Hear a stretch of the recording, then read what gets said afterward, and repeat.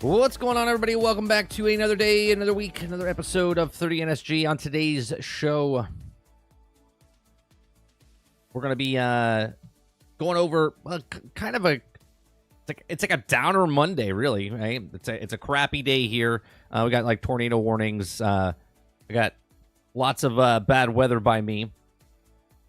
We got stories of the game industry. Why even make video games anymore? So we're going to talk about that. We're going to talk about Elena from YouTube, works for Sony. She talks about the layoffs and also about just don't let game industry sell you garbage. So we're going to listen to that video as well. We're going to go over some Concord open beta milestone numbers because they don't really tell us the numbers on PlayStation or whatnot, but they gave us numbers. So it kind of gives us some insight of how many people kind of played the game. So a little bit more interesting, breakdown there. We're going to talk about Microsoft considered requiring Bungie and Sega to bolster Xbox Game Pass Eternal email show, but we kind of knew that from the past. And then we have, I think, one more story. Oh, the Game Informer. Where Game Informer, after 33 years, is closing its shop. And we'll talk, well, they closed already, but we'll talk about all these topics. If you like what I do here, we do this Monday through Thursday. We just cover news stories, have conversations with chat. Chat is 1,000% part of this stream. So we appreciate you coming out, hanging out with us in the mornings. I try to help you get through a couple of hours of your day in this hectic time that we're in right now. So what's going on, Travis? What's going on, Kyler Green? What's going on, Robert Jones? Big Mo, what's going on? Eclipse, RPG, D, good morning. Roic, Sarge, good morning. MG, what's going on?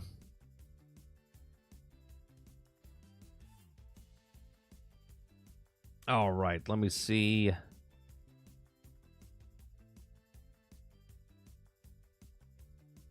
Yeah, the stock market. Everything's going to shit right now. Let's just say that. Everything's going to shit. Dude, did you guys watch the Olympics this weekend? You watch the Olympics this weekend? Did you watch the what was the 100-meter race, men's race? Holy Christ.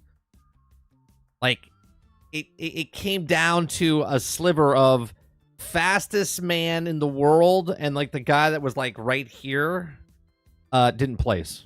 That's how close the race was. It was crazy. Everyone thought Jamaica got it, and then they went to the photo finish, and America pulled it off by a neck, by just a smidgen. Crazy.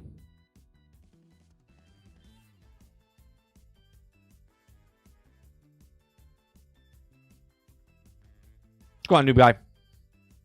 Dustin, good morning. Prosy. Troy 2, what's going on?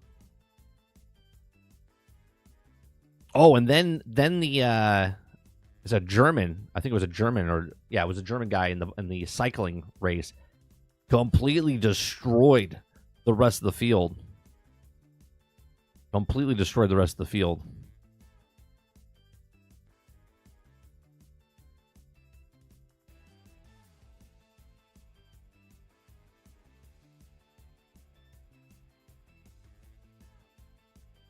Then there was a swimming, where they do the 1,500 meter swim. It takes like 15 minutes or something like that. And I think the guy's name was Fleck, the American swimmer. He was so far ahead of everybody else. It's amazing. Some of these athletes, man, just crazy.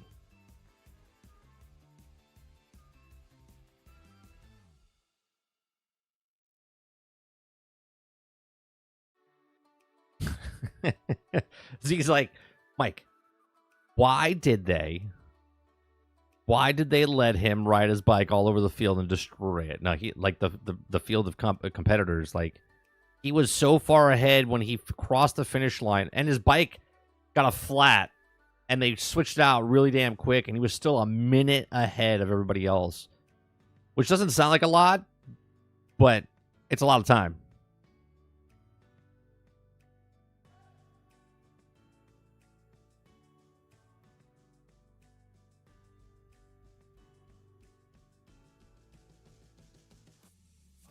Yeah, it was really cool. At one point, the American swimmer was one full body length in front of the world record. He beat the world record, but not by a full body length. And the women's relay medley, they beat the world record, which was held by them, and they beat that. It was cool. It was cool stuff.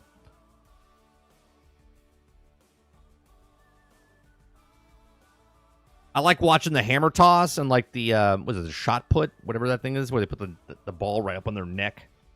Gigantic guys. These guys don't look like they're in shape, but they're ginormous.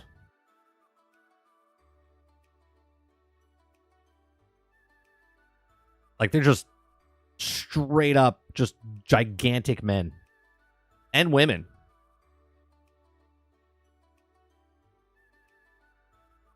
They all look like they just all look like normal guys that would do like a barbecue. They don't look like they're like ripped or anything like that. They get up, pick up a 16-pound ball, put it in their neck, and then they circle around and chuck it. They chuck it like what, 60 feet, 70 feet? Actually, it's 70 meters. Yeah, no, Sarge, yeah, we watched it, yeah. That guy reminded me of what my nephew's going to look like, right? My nephew's a really big kid. He just turned 9 years old, and that guy looked like if it was the future, like what he would look like. Just a gigantic.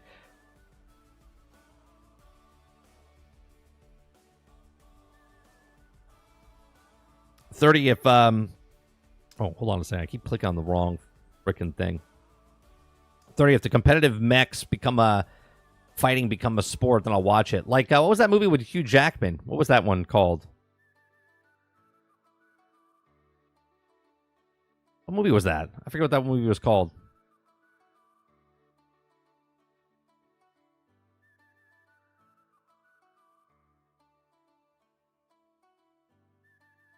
Real Steel. That's it. That's it. All right, let's start off. Let's start off with this first article here. Right, Bungie last week, I should say, let go of a whole bunch of people. Sky's falling over in Bungie Studios and over by Sony what they overpaid and whatnot. And we'll talk about that a little bit more. But this article comes from The Gamer.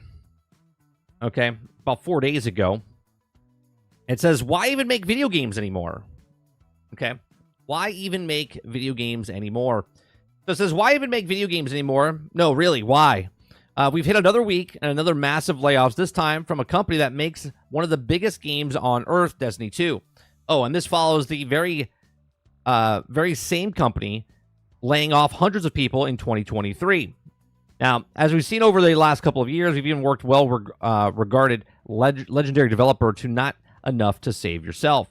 And while it's finally getting its sequel to a series like Dragon Age, let's not forget that BioWare also fired one of the most experienced writers. A writer is also worth noting. It literally created some of the most important lore of the series. No, again, why even make video games anymore?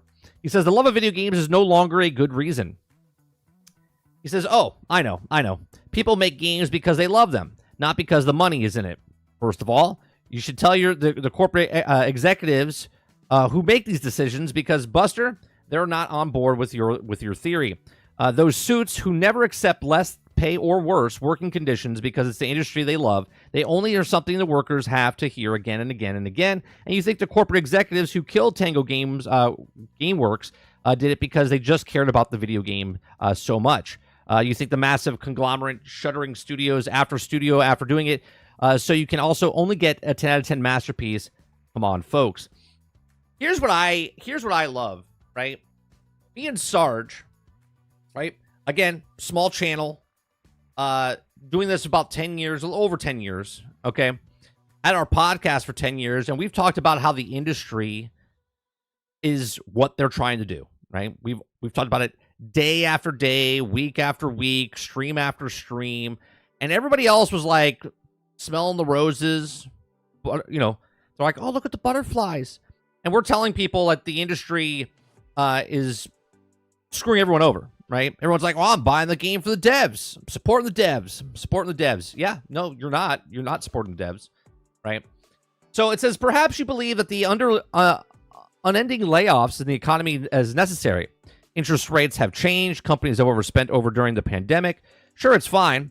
Let's roll with the excuse of follow-up question. Who made the financial decisions during the pandemic? Because people talk about corporate financial decisions like they're natural disasters and something controlled by real humans.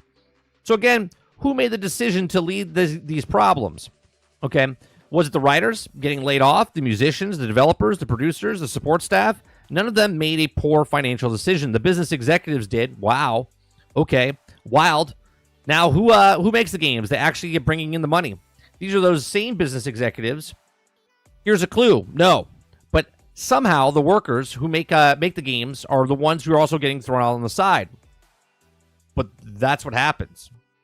That's what happens. This is why independent studios are better than the AAA studios. Okay? Those artists should have known better before taking the job at the company run by the person who will never suffer consequences. Okay? Now, I want to speak up on that a little bit. Before you get into the industry, okay, at least when I was in school and I went to Full Sail, they told you 110% what was going to happen in this industry. Right? They told you in the school that, you know, it's not what you know, it's who you know.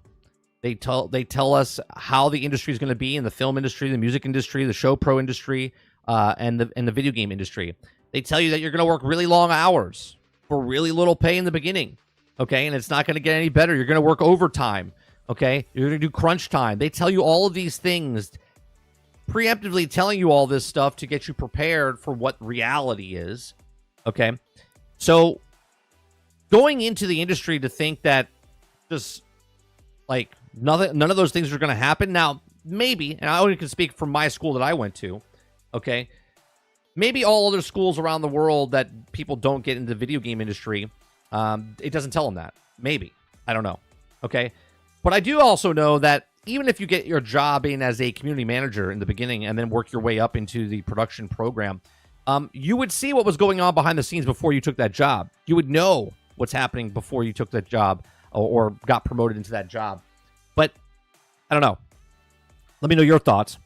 Okay. It says, side note, the one thing that thinks about the unions, while unions don't make it impossible to fire people, at the very least, you can make it a lot more difficult to expensive for the companies. It's just dumb staff. It's just dumb staff to look good in the quarterly report because, let's be honest, those corporate executives love firing people as much as a social media manager hate having to deal with the ratio online. Now, you might say the solution is to just go indie. Sure, that works. Great for a lot of people. If it's also worked terribly for a lot of people, going indie is not easy. Nothing's easy. Here's the thing I hate about any business. Whatever job that you have right now, nobody else understands. Nobody else understands. I don't understand what you do. You don't understand what I do. When I was in the film industry and you're in the accounting department and someone's a doctor and someone's a garbage man and someone's doing technician stuff, no other person understands what you're going through. And no matter what anyone says, you're going to be like, my job's hard. My job's hard. But nobody cares because I'm not doing your job and you're not doing my job. And all things are hard, okay? If it wasn't to be hard, then we wouldn't push ourselves to do things. If everything was easy, then everyone would have that job. And if everyone had that job, then nobody would have that job because it would be oversaturated, right? So I always love to say that, starting a business is hard. Running a business is hard. Working in the game industry is hard. Making movies is hard. Everything's hard, right? I think people say that just so they can get you to feel sorry for them, to be like, well, gaming is hard. Yes, gaming is hard. Movie making is hard, okay? Sometimes I'm amazed that some movies even get made, okay? Right? Video games behind the work, when you fall through a map and you see all that shit that's going on behind the scenes, you're like, holy Christ, it looks ugly, right? But they make it to make it look awesome for you on the parts that you can go in, okay? So I always hate when people are like, wow, it's really hard. Okay, so let's go back to the indie game stuff. We have confirmation bias from games like Undertale or Stardew Valley. Just maintain a day job while you're slowly making the game that you want isn't a substantial business plan for everybody. Nor is it that have a rich parent. And not for nothing, if you don't own an indie company or only a minority stake, there's always a chance that you can also the two become swallowed by a AAA corporation, get stripped for parts, but at least you got your free Embracer Group t-shirt on the way out the door. Now, back in the day, small little independent studios, which were just called studios back then, they weren't called independent studios, they were just called studios. They made a game, and they made a smaller game, and then they made that small game and made a lot of money off that small game. And then, with that money that they took inside, they made another game. Not a gigantic game, not a game that went from where they cost them $8 million and then went to $800 million, right? They made smaller games and built up their portfolios. And then certain companies like Activision, like Sega, like EA, were just independent studios. And then they became mega corporations because they kept buying out other things because they made so much money because the game that they made was a popular game. Okay? And they slowly build up to become the conglomerate companies they are. And then they eat up other small independent companies. Now, the small independent companies, I don't want to say all. Most people come into the business to make, and I'm gonna compare it to independent movie makers. Okay? You watch a Fast and Furious, you watch a Transformers, you watch a Star Wars, you get the idea of, oh my God, I want to make movies like that. So you go make a movie. Movie making is hard though, right? You got to get a whole bunch of people together. Independent movies, you got to raise the money, you got to do all this stuff. It's the exact same thing as an independent studio getting people together to make a video game. Okay? Well, if I want to make an independent film, it's a lot of money. Right? A lot of people don't want to invest in movies because you're going to lose your ass for most of the time. Because very small percentage of movies make profit. Okay? And I've told this all the time. 10 movies come out from a big corporation.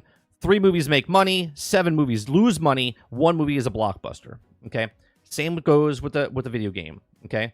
But the difference between movies and video games is that video games take 3 to 5 years in the past. Now they're taking 5 to 7 years.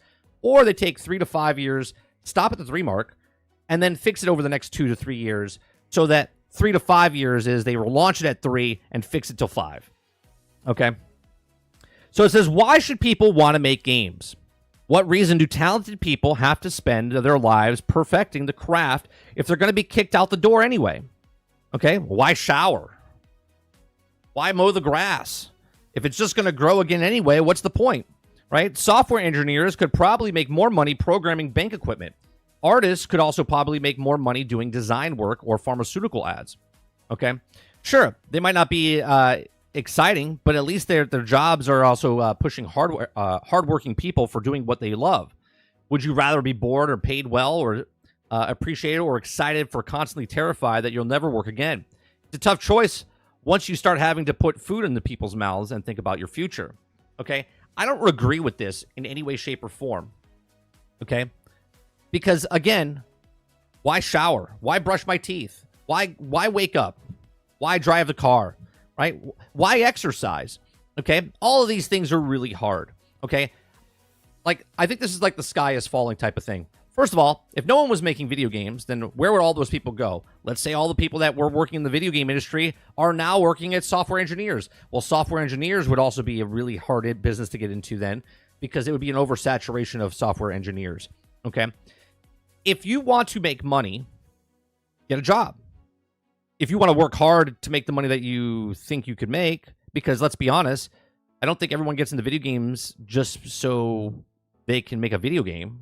I think a small percentage of people get into the video game business because they can make video games because they're artists. Okay? But I'm pretty sure a lot of people get into the video game industry or the movie industry for all the wrong reasons, which is fame, fortune, and money. Okay? Well, fortune is money, but you know what I mean? Like, they get in there because they know they can make a crap ton of money. And why would I want to go dig a hole where I can make $25 an hour, $30 an hour, when I can go sit in a trench of cubicles and make $100,000 a year, right? Each their own. Each their own. Okay? It says, to be fair, he says, I'm painting this with a pretty broad brush. And other people also stick around with terrible conditions because they love video games that much. And yes, there are also companies that also reward loyalty while they're rarely laying off employees. Most of them are bound into strict Japanese labor laws, but still, they do exist, including the West. But I've also worked in television most of my life, adult life, and the vibe can often be the same as many of the companies. It's exactly the same. Okay. You don't like the bad things happening. Well, someone else waiting in line behind you will be fine with the bad thing happening. That's correct. That's correct. If you think it's too hard and you can't do it, let me get something for you. This is all a box of tissues. I don't want to do the job. Oh, look, there's a new person there. Oh, there's a new person there, right? So if you don't want to do the job, there's always somebody right behind you that will do that job. If it's for the same money, for less money, or for whatever it is, there'll be someone there waiting to take that job from you. Okay? It says most of them are bound by, or I read that part. It says, you don't like the bad thing happening. Well, someone is also waiting there behind you and will be fine with the bad thing happening. It creates a revolving door of talent where inexperienced people either get on support or get no support or do the job, but they're also, and they get fired. Or the contribution to the company and the employee's value, and if they get fired. But that's the way it is. Now, if you guys have been here long enough to tell, I talk like this, okay? Always give 100% of your job. Always. It doesn't matter if the boss hates you or anything. You do you. Give 100%. Because at any moment, you could lose your job. But someone else might be looking. Someone else that loses their job might notice that you did your ass, like you worked your ass off, okay? And they'll be like, we're going to pick up Mike. Mike was a good worker, okay? And that's just the way it is, okay? It says, seriously, why would talented people want to make games and this is how they're going to be treated? Why should workers spend their lives learning a trade if they half the jobs involve having a panic attack? And then there's also hands in meetings. Lots of people want to become doctors, but most don't want to work the hospital. Someone is also particular state of burning down at this point, or burning down. At this point, the only people that are also safe in the video game industry are the CEOs who wear little-fitting biker jackets and developers who seemed to only take photos of Jeff Keighley. Okay? We should be one of our knees thanking of the lucky stars that anybody that was once insanity of willing to make a game anymore. In the last year alone, industries has chewed up, spit out so much incredible talent that it's also thinking about reasonable person, let alone teams and incredible workers, would still be willing to develop interactive entertainment. Those folks shouldn't consider themselves the lucky ones, who still have jobs and also shouldn't be willing to take a crap because of someone else is in line behind them. They deserve protection and working conditions and reflect the quality of what they would also produce and massive paydays, okay? And bringing their corporation overlords making the video game should be the coolest thing someone gets to do in their life and the eternal nightmare of crushing and unemployment. Well, I know they're talking about video games, but this takes place in any industry. Doesn't matter if you're nurses, doesn't matter if you're working at a convenience store, doesn't matter if you're working at Wendy's, it doesn't matter if you're working in the movie industry. This is what it is. If you're a person, and I'm not by any means saying that people in the video game industry are lazy in any way, shape, or form, okay? But there's going to be people, right? Because people got fired and others didn't get fired, okay? Well, why did some people get fired and other people didn't get fired? Well, there's a couple different reasons, right? Either they got fired because when it comes down to it, you're all number on a spreadsheet, okay? This is how it is, right? So there's 100 employees working for a company. A company has to make some takeaways. The boss notices who did their work, who didn't do their work, who came in late, who didn't come in late, who works hard, okay? Who puts in more hours, right? And then it starts to break down who you know, right? Maybe you're friends with one of the higher managers and they're like, oh, we can't let go of Mike. Mike's my best friend or whatever, and they don't let him go. But when it comes down to it, on the spreadsheet, they look at you and say, well, all of these people are very talented and we have to let people go. But then it comes down to just like the Olympic race, okay, that I just talked about in the very beginning of this stream, okay? The fastest man alive is here. And the next person that didn't medal is here. 0.04 of a tenth of a second, okay? 0.04 of a second, right? From being everyone loving you and nobody remembering your name. And when I tell people to work your ass off all the time, because there'll be a time when you have to show yourself and someone's going to notice. And if it's because you're getting laid off, because obviously there's always going to be layoffs. No company can always do this, Okay, the only way they can do this is by letting people go so they can bring money back in so they can keep rising up until they have enough money again to go hire more people. So to stop people from firing you, instead of being lackadaisical, instead of being you think you're hardworking but someone else is working harder than you, people have different priorities. Some people are better than others. This is just life, okay? So there's always going to be layoffs. There's always going to be someone better than you. There's always going to be someone that gets let go that didn't deserve to get let go. But this is how life is. And I know it sounds really, really like cynical and whatnot, but this is what it is. This is why I tell people to work your ass off all the time, right? Always work your ass off all the time. These are just my thoughts. Let me know what you think in the comment section down below. If you like what I do here, please make sure you hit that like button, hit that subscribe button. If you'd like to go above and beyond that, check out some of our other videos. Thanks for watching. All right, let me see what you guys are saying here.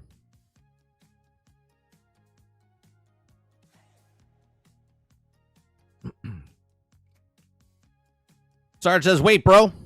You mean that they ran a business by making actual games? Shut the fuck up.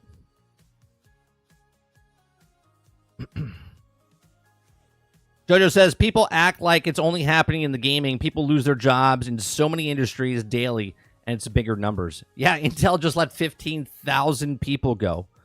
Intel let 15,000 people go.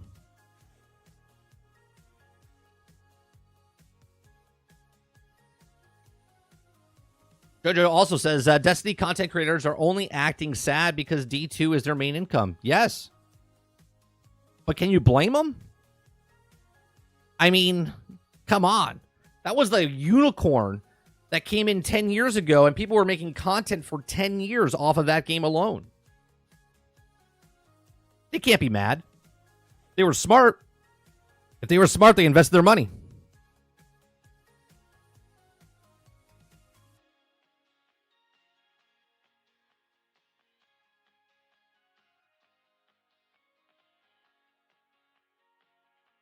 Travis says, here's why, because the CEO needed another classic car and doesn't know how to read the room.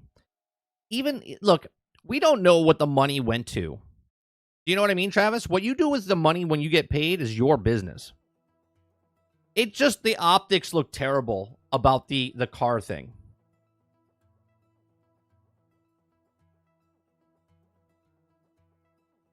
Z says, I don't see the article about what happened to all the extra Christmas hires at the end of the year. True.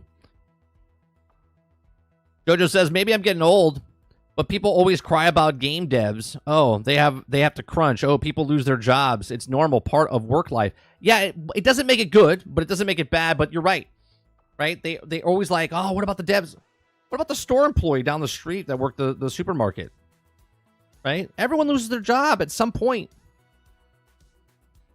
It's not like when our parents were younger, where you worked for a company for 30, 40 years, one company for 30, 40 years, not one industry, one company for 30, 40 years, and they give you like a send-off party, and they give you a gold watch for your loyalty, right? We're not there anymore.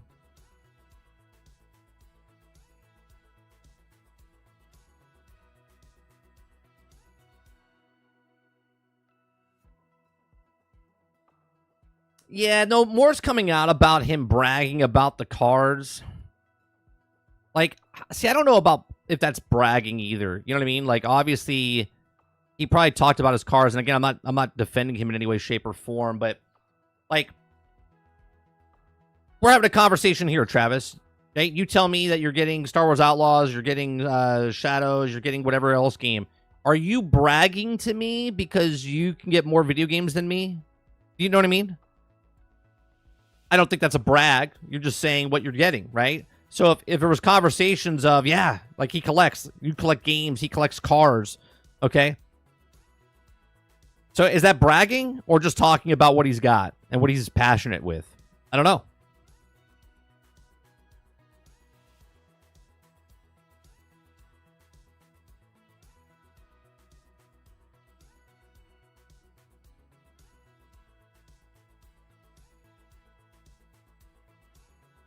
No, it's not about bragging about the Star Wars Outlaws. What I'm saying is if you're a collector of something, right? if you're a collector of Pokemon cards, or you're collecting coins, or you're collecting cars, or you're collecting whatever it is, talking about your passion of your hobby, if it's driving a boat, right? Is it really bragging? Yeah, I would have to know the context if he was bragging. Now, obviously, people are upset because they got fired, and then the guy that bought $2.3 million in cars fired him, and then that person that lost their job can't afford a Matchbox car. They're a little angry. They're a little angry.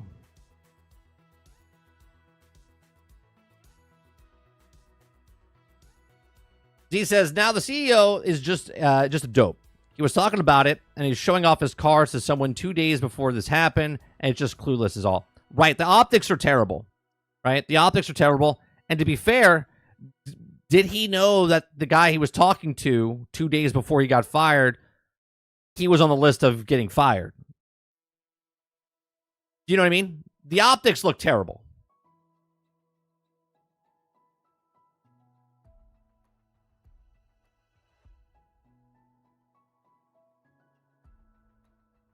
Nate says, who knows how he got all those cars? And could be worked his ass off for the cars. Right. Like, it's not my place to say, like, he didn't work his ass off to get in the position that he was in. Right? So, the optics look terrible, though.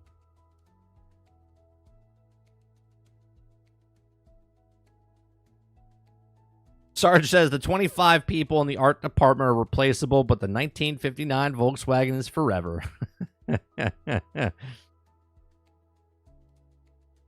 Z says, of course not, but that's the point. Looking for validation for someone who works under him is just stupid. He's a dope. Oh, I agree with that. I'll agree with that. But how do we know, Z, that the person that he talked to didn't go up to him and say, that's a nice car you got? And he's like, oh, thanks. I have other cars. And he's like, oh, do you? He's like, yeah, why don't you come over one time? And he's like, all right, cool. Right? So now as the employee with the CEO, and the CEO is making contact with you, you as the employee is like, oh my God, I'm getting in with the CEO here. We could be buddies. Right? And then he brought me to his house to show me the cars because I showed interest in them, but now I'm fired, so fuck this asshole for showing me his cars.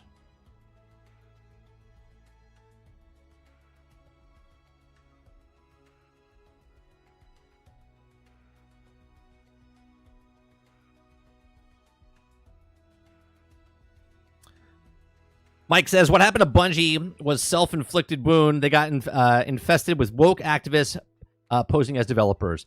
Yeah, I don't think that's 100% true. But you're not wrong. It's part of the problem. 100% part of the problem. But their problem was there before all that was happening. Their problem was there way before all that started happening, where they started going behind Black Lives Matter and trying to do all the woke stuff. Financially, they had problems before all that started.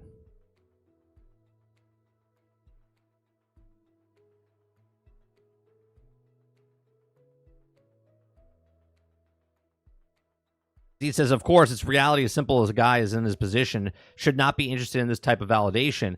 But that's probably why he's buying the cars. But I don't even think it's validation. Right? Like, just think about it on a smaller scale, Z. Right? You're like, oh, you like collecting games? Yeah, you should come over to my house. I'll show you all the games I have. Right? Like, you're an employee of mine. I show you all the games I have. I have thousands of games on my wall. Right? And then 2 days later, I fire you. You're going to be like, dude, you brought me to your house and showed me all those thousands of games you have. And it's like, when you're in the moment of talking to somebody, there's this like dynamic, and we would have to know. The optics look bad because he wrote the thing that said everyone's getting fired, and yet it comes out that he has $2.3 million in cars. One has nothing to do with the other. But in the big picture of them firing people and the CEO has all those cars, it looks bad for optics.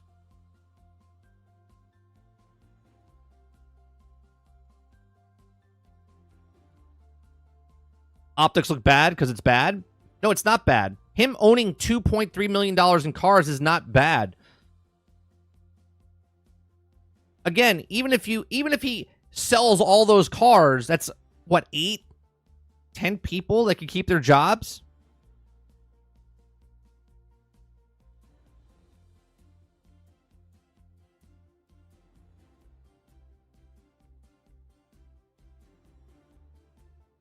Its trust and confidence gets destroyed? Sure. Sure.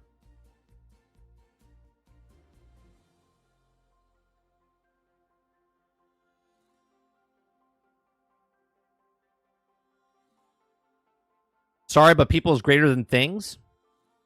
All right, well, in that case, nobody should own their house. They should rent the house instead, right?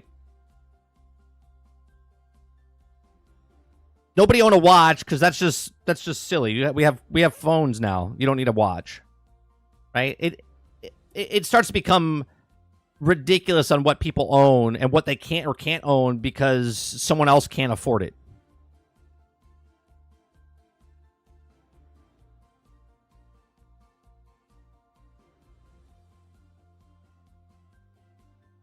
No, Vandal. Now you're taking it to something else. Black Lives Matter is actually a proven thing that people took advantage. Why don't you go look up what the person that ran the actual Black Lives Matter whatever you want to organization did, and then you get back to me, right? Because obviously your life matters, but there's people that were scumbags that took the movement and turned it into something else.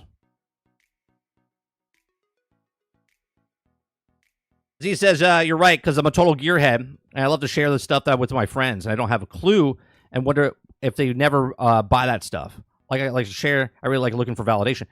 Right, but you're just passionate about but the gearhead stuff. Right? You just like talking about it because that's what you...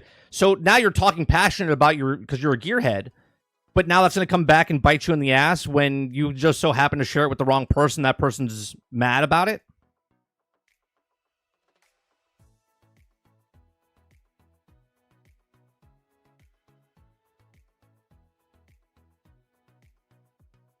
Elijah says the element of 2 million on cars kind of destroys the argument that the games cost more to make and have cost increase. Yes, but it also has the amount of C-suite slice off a bigger cost. Maybe yes. This is what I've always said, Hilly, when people are saying that the games cost more, and I'm like, game prices didn't need to go to $70.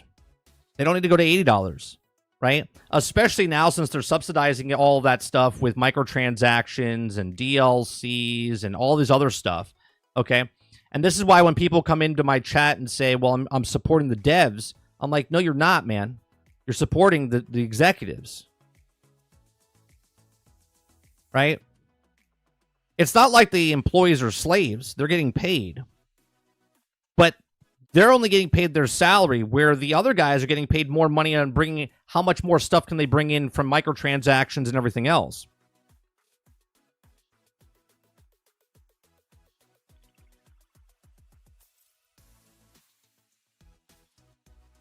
That's exactly right, Sarge. Exactly right. They have said that the games are more expensive to make in order to defend the microtransaction and Battle Pass argument. He says, Mike, how about this take? The guy complaining was hoping to keep his job by sucking up to the CEO, and now he's complaining. Possibly, right? You see what I'm saying, though? Like, think about it if you were an employee at a company, right? All of a sudden, and again, I don't know the other person's job, what he was, right? But the CEO happens to come down. You're in the cafeteria together. You're getting a cup of coffee, okay? All of a sudden, hey, what's going on? Oh, not much. What's going on?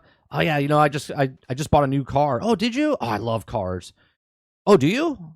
I have a whole collection of cars. Oh, do you? Yeah, you should come over. You should come over and hang out and check out the cars. Oh, that'd be awesome.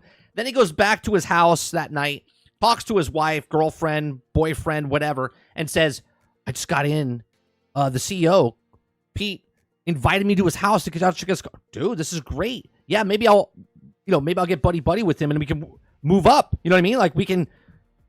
Like, that happens every day in the corporate world. Every day. Right? Everyone's looking to get in an upper hand on somebody else. But it just so happens that this particular person that complained about it got fired 2 days after he got to see the cars.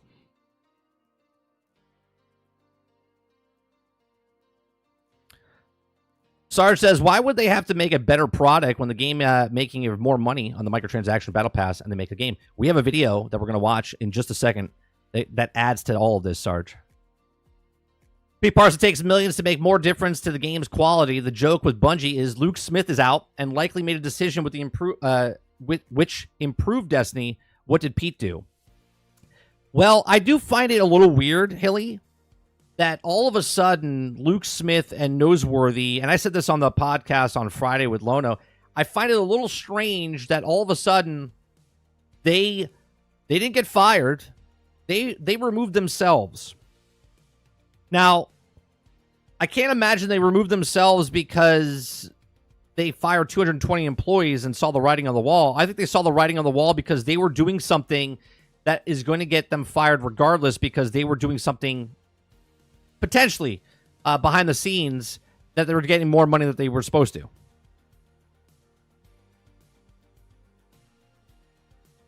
But time will tell, right? Because as people high up in the company as Luke Smith and Noseworthy just kind of just ride off in the sunset with nothing, seems a little weird.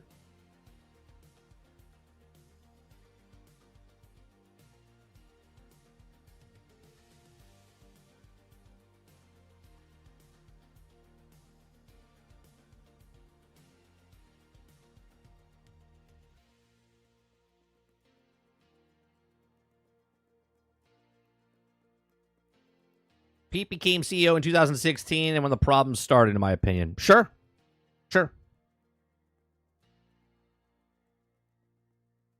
But it seemed like everybody that was with the company, everyone was compliant. Everybody was compliant back then, weren't they? For all these years?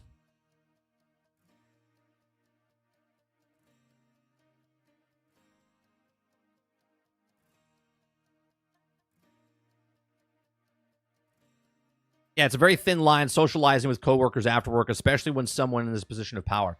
Right. And this is why a lot of people that are in higher positions don't fraternize with the lower staff. And then you get these things of, oh, they're too good for us type of thing, right? That's what happens.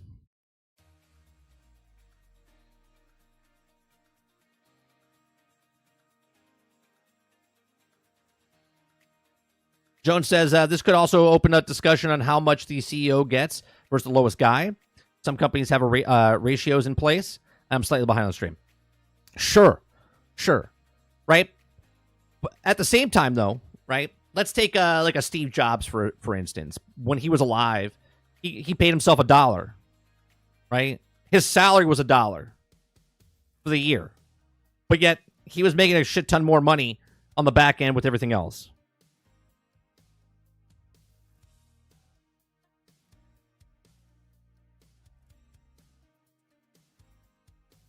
I think Luke and Mark got moved to that rumored new studio under Sony. Then why would they say they got let go? Why wouldn't they say they moved them, though, Krebsy? Why wouldn't they say it?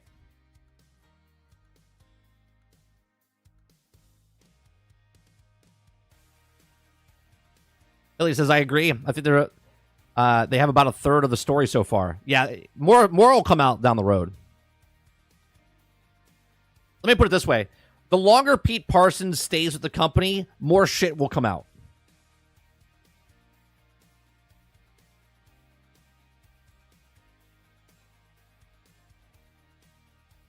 Maybe Luke and Mark left because rumored Destiny 3 was canceled.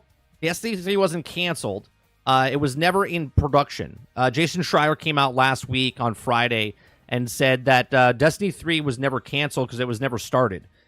They just have it sitting in the back, ready to go, but they're moving towards Marathon and whatever the other project is first.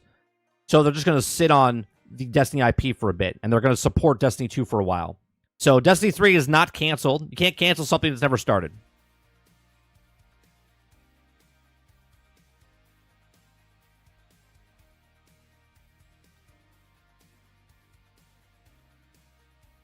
Robert Jones says black people like the idea of Black Lives Matter until they looked into the organization. That's what I'm saying, Robert. Thank you.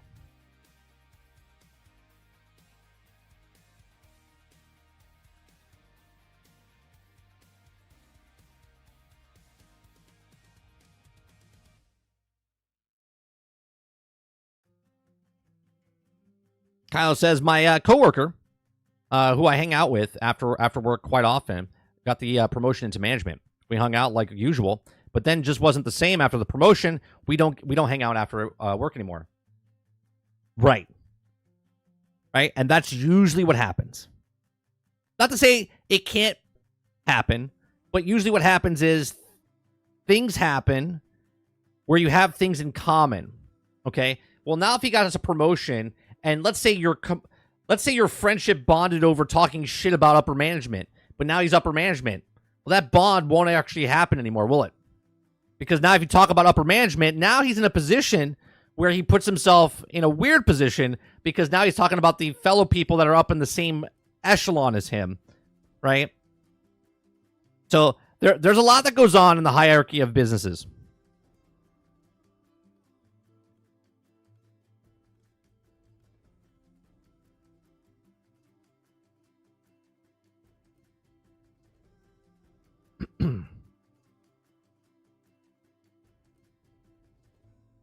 Travis says, do you think it's fair to say that being a CEO is one of those, if you were a good person, now you have to change or sell out on behalf to stay a CEO?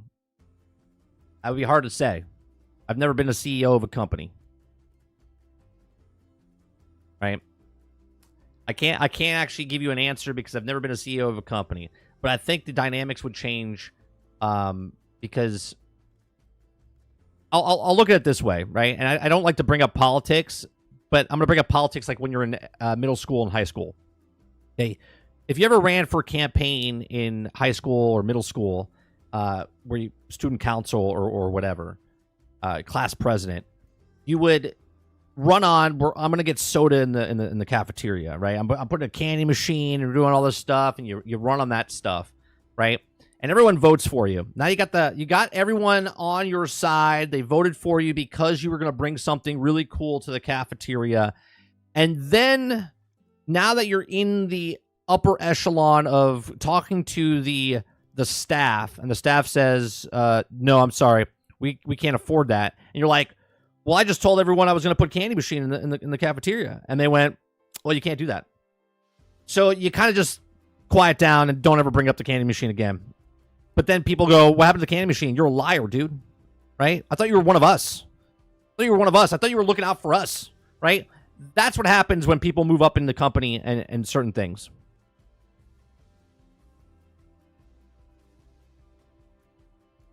And he says, in my opinion, talking like Activision, Sony, etc., saving them.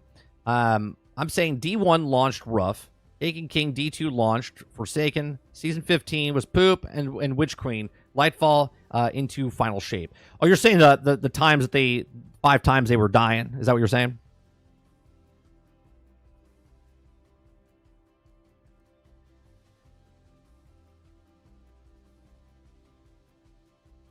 Z says, some of my most outstanding together friends, if we've also worked in the companies, they always have to cut corners somewhere. It's tough for a conservative Christian man to run a business and be success.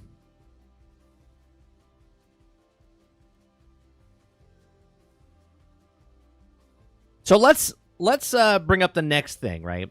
Because Alana, not Elena. Alana has a video, okay? In the beginning, she talks about how awful it is and how she thought the layoffs were going to end, okay? But later in the video, she talks about how the industry is going to get worse. So let's watch this. That the layoffs were going to die down.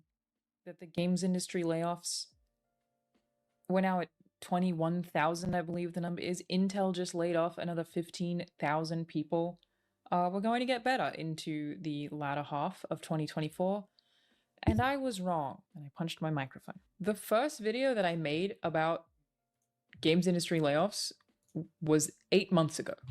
The 10th of November, 2023, and it was about Bungie. How wild that we've come full circle to August 4th, 2024, and we are once again talking about Bungie layoffs. And Game Informer, the magazine, completely shut down. And at the same time, that's another thing. Game Informer gone.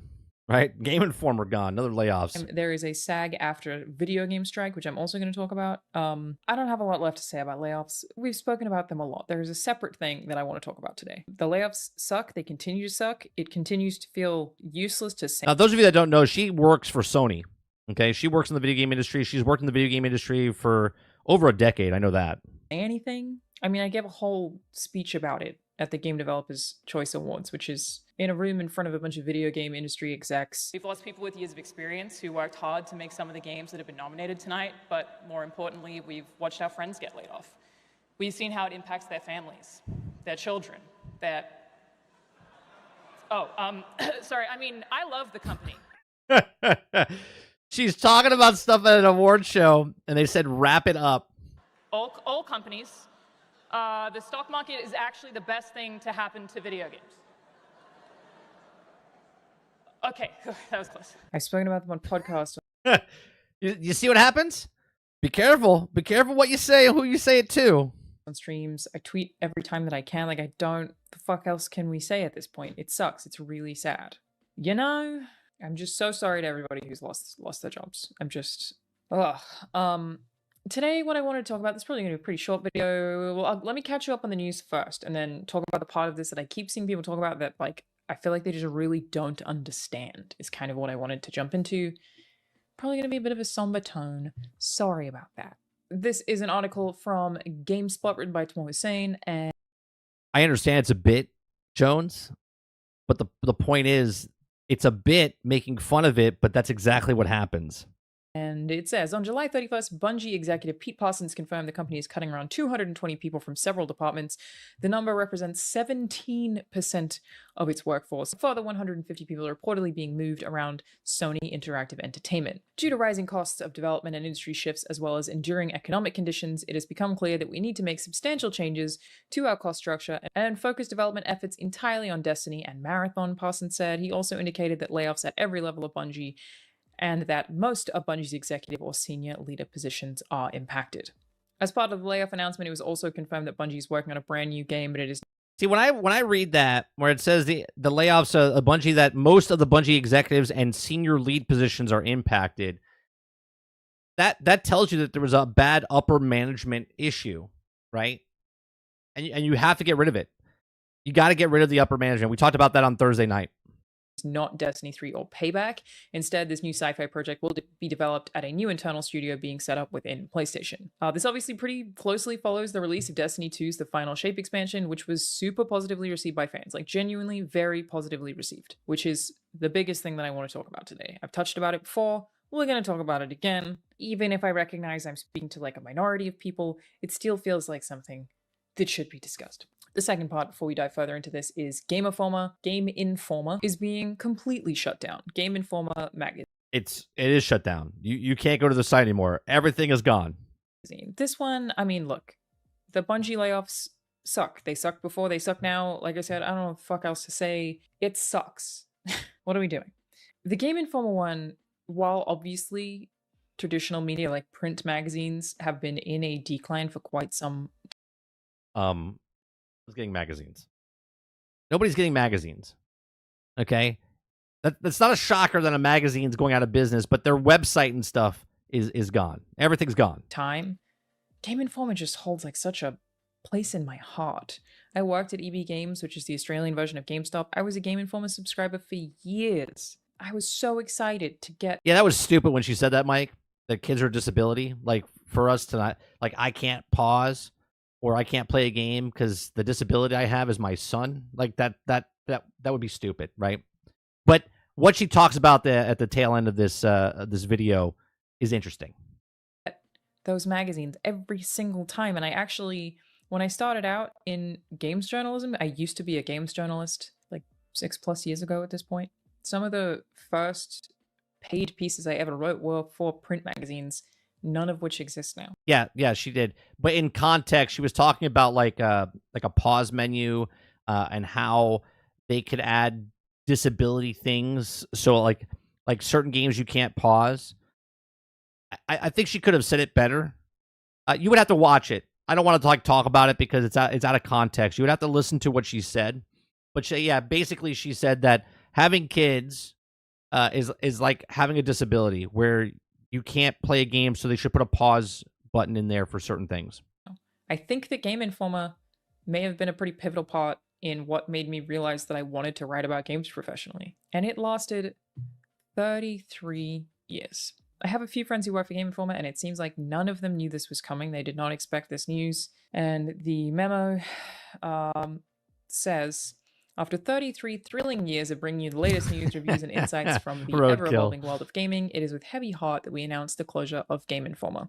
From the early days of pixelated adventures to today's immersive virtual reality realms, we've been honored to share this incredible journey with you, our loyal readers. While our presses may stop, the passion for gaming that we've cultivated together will continue to live on. Thank you for being part of our epic quest, and may your own gaming adventures never end. This magazine is older than I am, and I don't think that anyone is doing anything like the Game Informer cover story. That Game Informer cover story, you're just having the full cover wrapped in whatever game is about to come out, and it's so exciting to see every time. Such beautiful art, and then a whole feature and a bunch of interviews, and I don't feel like anyone else has really replicated that. IGN has certainly tried. I know that they... The way the way she talked about like a disability and whatnot, it would be also the same thing. Like if you're a brand new parent and you bring your infant to the movie theater, okay, you want to watch a movie, right? You want to watch a movie, so you bring your newborn to the theater and it starts to cry, but you refuse to get up and leave because you're a selfish person and you want to watch the film instead of getting up and leaving the theater, okay? They're not a disability, right? It's your, like Water's saying, it's your responsibility to do, like if you're doing something and you're getting upset because someone comes in to interrupt you because you're playing a video game in your spare time, and you're getting upset because your kid comes in the room, you might have to reconsider what you're doing in life. Just saying. Literally said that they had tried to do that. That's what IGN First was intended to be, but IGN First never felt as cool as the Game Informer cover story, and it really feels like a really iconic part of video game culture has been lost, especially for people who still go into their GameStop to buy video games and get that magazine every month. It was just really fucking cool. The third part of this, in case you haven't seen it, I will have an interview up with a member of SAG-AFTRA talking about the video game strikes, which are all happening at the So this is the part I wanted to talk about, right? She talks about AI and she talks about video game companies and what's going to happen. Same time. Video game actors are striking. That basically means that for any game that has not signed an interim agreement, which a lot have, there will be no more production on video games in voice acting capacities. There are a lot of different things to say about this, but the main holdup is AI protections. SAG-AFTRA is not actually asking to ban AI. They are just asking for transparency in its use. In theory, to know how it has been used. We don't actually know why, presumably, the publishers are denying the contract negotiations as it currently stands, because as it turns out, again, I have an interview, I'll leave a link in the description below if you want to check that out. It'll be up on my podcast channel.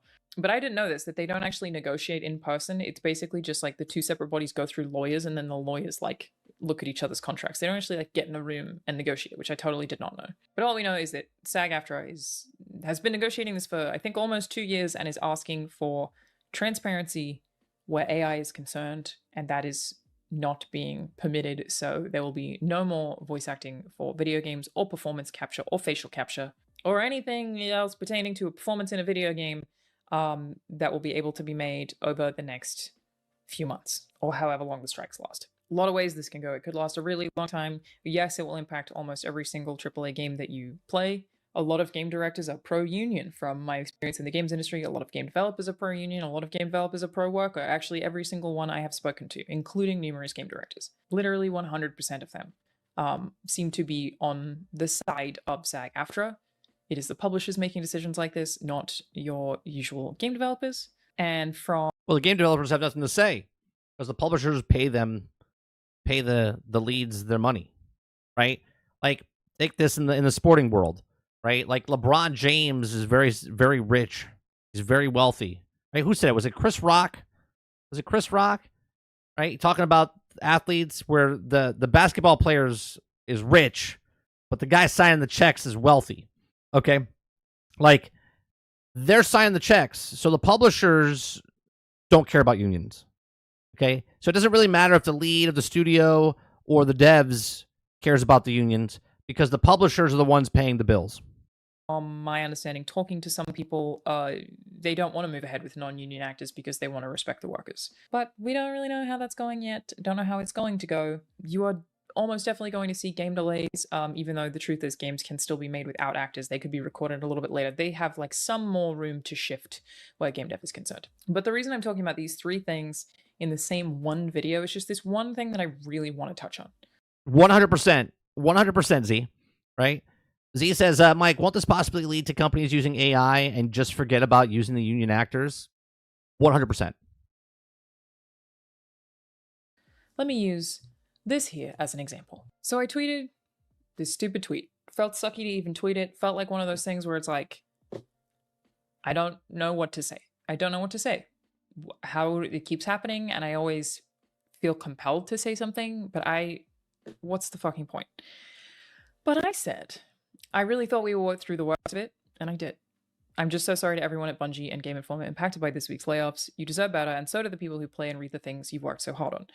This reply, of which I have seen numerous, that they deserve to get laid off, do a better job. I actually had the exact same thing on my post about SAG-AFTRA. I posted on Instagram some photos from a recording session about how I am really thankful that some of the game studios that I have been recording voices for this year have actually already signed the interim agreement, meaning that I still got to record something last week because they already signed the interim agreement, basically saying, yeah, we agree. Sounds like it's not that difficult. But I went to screenshot a comment from this, and it would seem the guy has blocked me, so I can't. You still may be able to find him under my post, but I can't. Effectively shared the same sentiment that was like, well, if actors were good enough, they wouldn't be replaced by AI. That's what happens when you're not good enough at your job. If you're not good enough, you will be replaced. I've seen the same sentiment for Game Informer under my own tweet.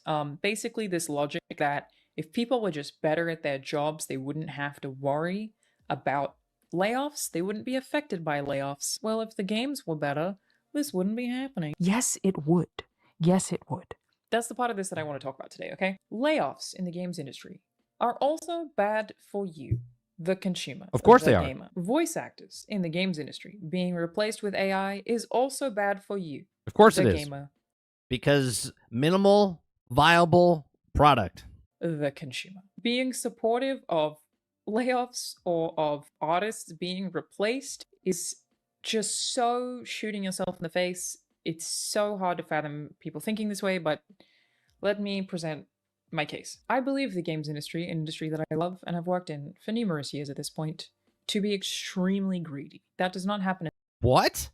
No. No, say it ain't so. The industry that you love is greedy? No. No. No. The film industry is not greedy. The gaming industry is not greedy. Wait. Oh, wait. No, they are. All corporations are greedy. At a game developer level, that happens at a publisher level. The game developers themselves do not come across as greedy to me in any capacity. The publishers come across as greedy. And I quite strongly believe, again, I've been in the games industry for, like, if you total it, including games journalism, 12 years now? But think about this. The restaurant that you go to eat, whatever it is, where you have a server serve you food, okay?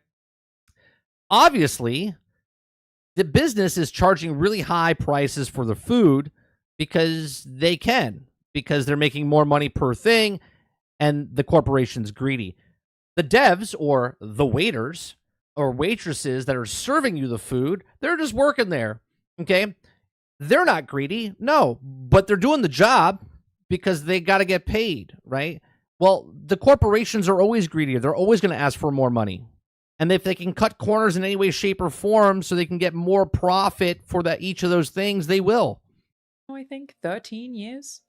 It's a long time. It's a lot of my life. Layoffs will not give you better video games. Layoffs is removing people who have a ton of experience, who know how to execute a product better, who know how to produce things faster, who know how to solve problems faster, who have experience dealing with... Yes, life experience and people that have been in the industry. For instance, I was a first AC, with those of you that don't know, camera assistant in the union. Okay. When I worked on stuff, I was very good at my job. Okay.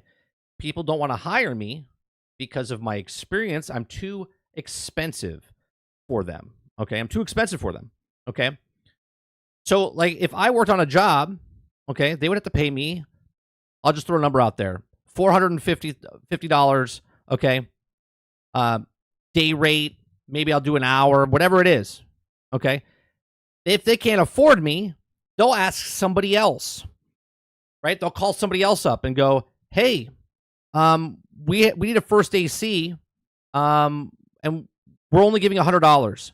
And someone goes, that's brand new in the industry, is going to be like, yeah, I'll do it, because they want to break into the industry. But what really they don't know what they're doing is they take the job for less money, okay, and it kills them, because the next time that person calls them, they're only still going to pay them $100, okay? So now they're working 4 times harder than I had to work, but I come with a bunch of experience. I come with, you don't need to take it 30 takes. I wasn't lucky to get the shot, okay? I was experienced, and that's what you pay for, okay? Now you fire all the high-end people in the game development. Now you bring someone else in to make the game that they don't know what they're doing. They don't have experience. They don't know what to do. So now your game now starts to get delayed because the people that are working on the game are not experienced. So instead of paying the people that you wanted to get the game out on time, now you're firing those people, bringing the other people that are not experienced in, and now you're delayed, and now you have crunch, and now you're overtime and all this other stuff. With the many complicated intricacies that come along with game development. That experience, some of these people have 20 years experience. That was senior staff laid off at Bungie. That experience is irreplaceable. A lot of those people are going to leave the games industry permanently. We will never get that back. Where Game Informer is concerned, there was so much reporting that will not be replaced anywhere. Where AI is concerned, it doesn't matter how good AI gets. It is my firm belief that the industry will give you the cheapest version of things possible so long as you accept them. Oh, now see, this is where it comes in nicely, okay? What have we been saying this entire time? You guys might not like her for what her takes were on certain other topics, but what she's saying right here, this is reality. They will give you a shittier product because you'll accept it.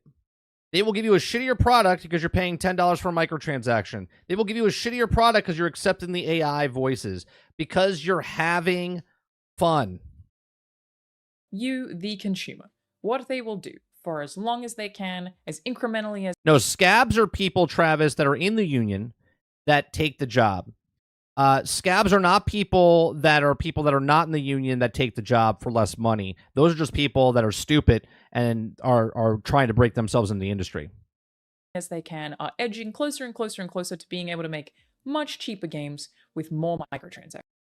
Much cheaper games with much more microtransactions. And do you think that the games are going to become down in price? No, they will keep raising the price until you, because you're a stupid consumer.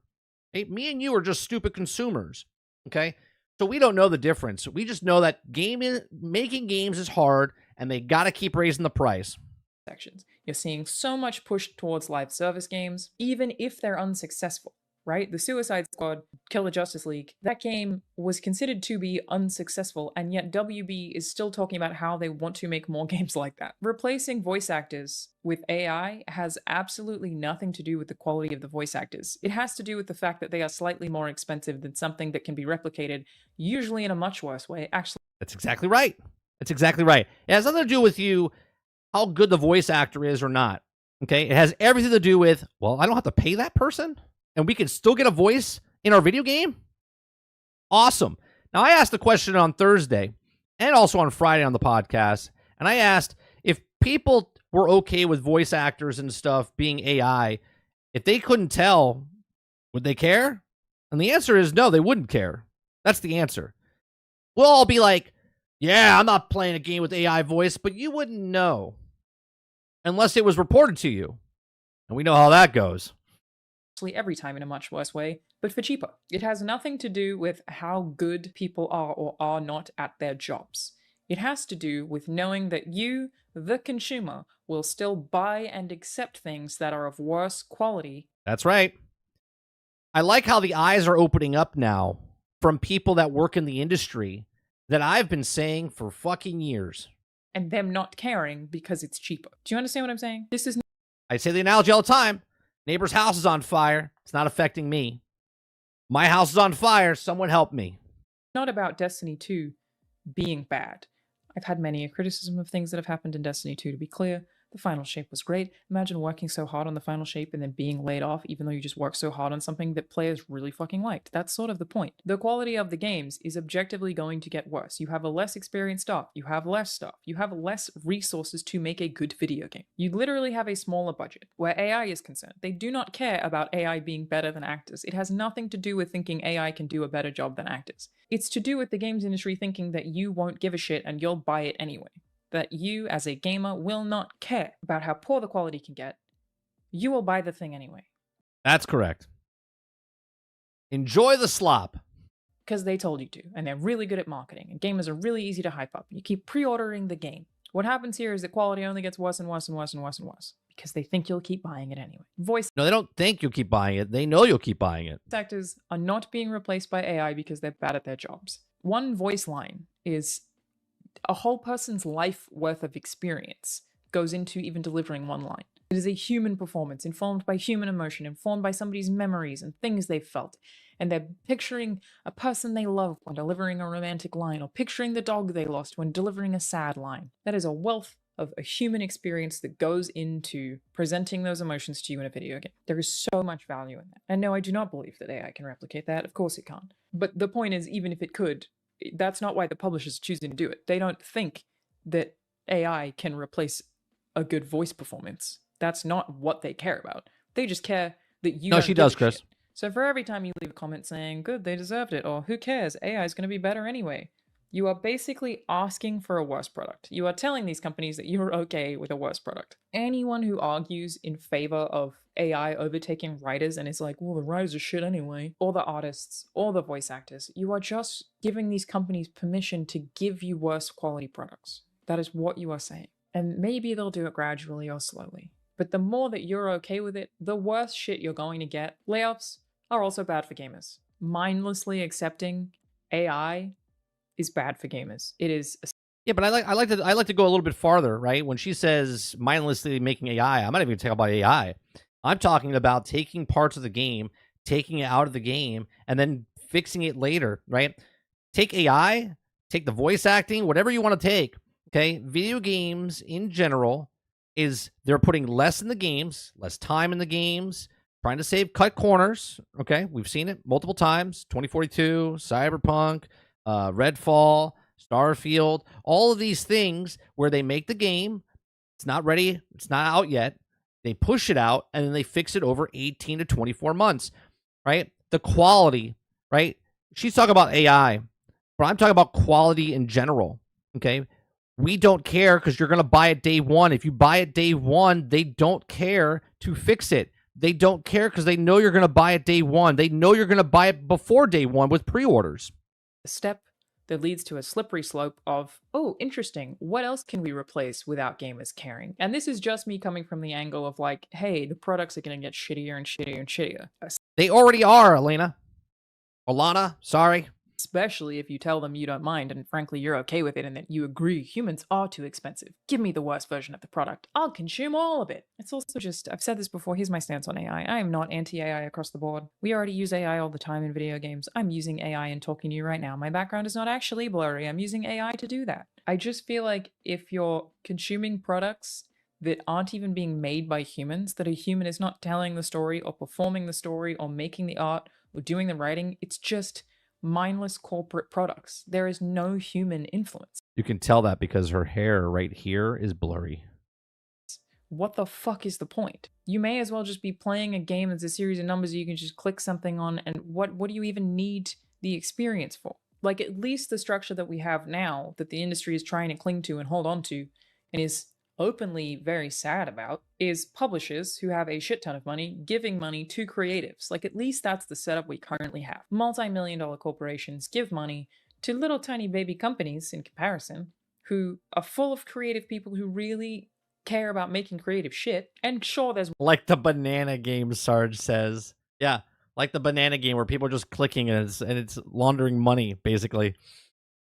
wars all the time, and the publisher tells them, oh, they have to put microtransactions in, or they have to make it a live service game, or you have to do this amount of things because that's what the market says, that the creatives will fight against, but ultimately lose a lot of those fights.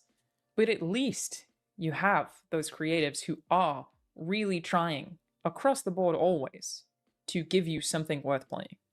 I promise you, every game dev cares a lot about video games. Sure. And every actor cares about giving you the best performance that they possibly can. The publishers, the more that you're okay with people being laid off or people being replaced or jobs being cut and you don't give a shit and you share no sympathy for that, are gonna, as quickly as they fucking can, into the, well, they don't care. Let's just give them whatever mindless garbage says will make us more money. That Yeah, but they're doing that regardless. Do you understand? The devs are there, they make the game, and then they fire them. If they make a good game or a bad game, it doesn't matter anymore. Okay? It's all about the money. Well, if it's all about the money and they can make a subpar game, they're going to get rid of the staff. They're going to charge us more. So they're screwing them over. They're screwing us over because the bottom line is they want to make as much money as possible. Well, they got to raise our prices, give us minimal viable product, get rid of the higher end people over there to give us a lesser game. So yes, people losing their jobs does affect us, but we also affect us by buying the games that are not complete, done, or finished. That's how you get more games with microtransactions. That's how you get all of And all those three things I just said mean the exact same thing. You claim to hate. I don't get it. I know that I'm probably talking to a small minority when saying this, but I promise you that the more that you allow publishers or even support publishers in replacing creatives or even just getting rid of creatives, the more they are going to take from you also. Games aren't going to get cheaper. They're not going to cost less. They're still going to go What? I thought they were going to go down in price. up in price. They're just going to become worse quality. They're going to have small. They're going to be worse quality, but make the problem, sell the solution, right, chat? See, the problem is that they're going to raise the costs, and they're going to be AI, and they're going to do all these other things.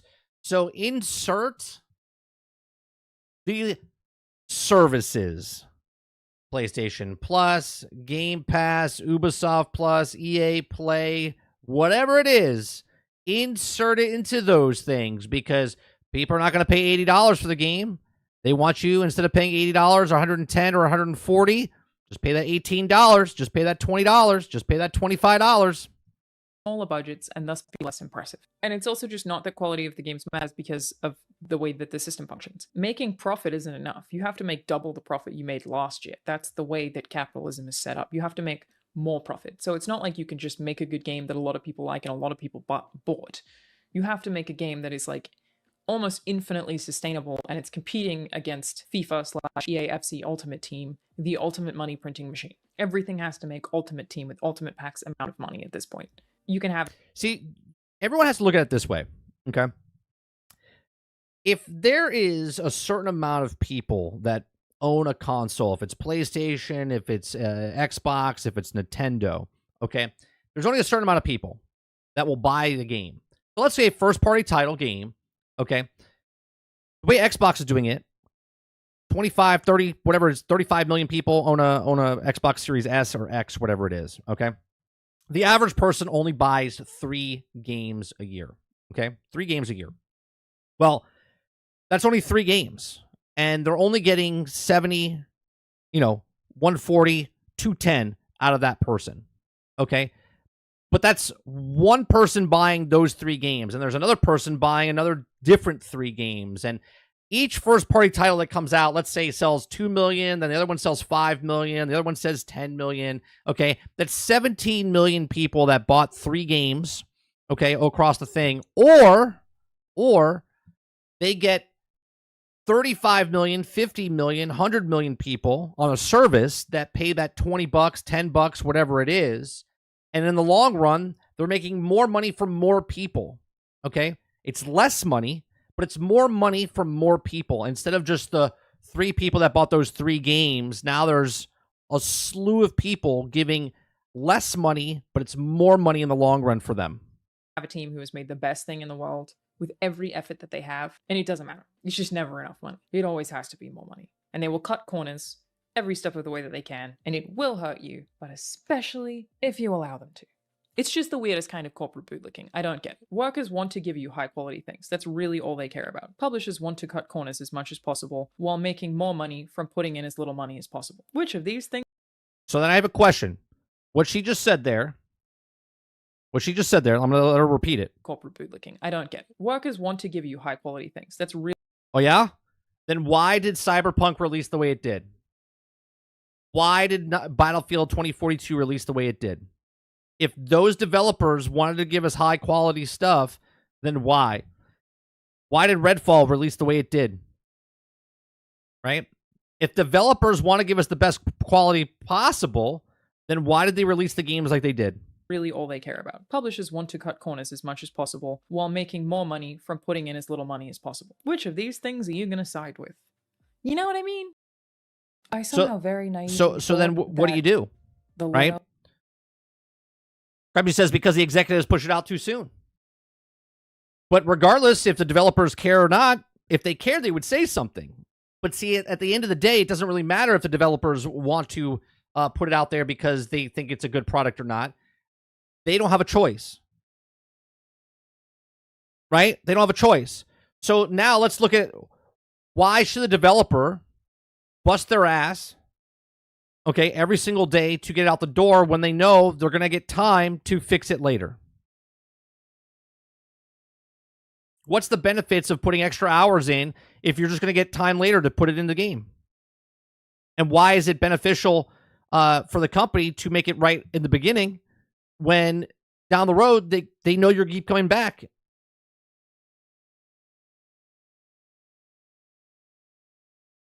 Right? The publishers are the biggest problem, but yet they call the shots.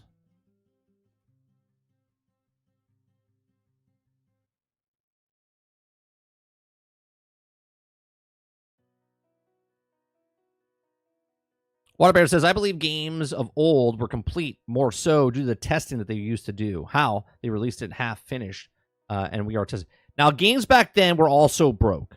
They were also broke. But we didn't see it. You know why? Because they didn't have a patch to fix it. So we just assumed that games were complete when they were done because they put it on the disc.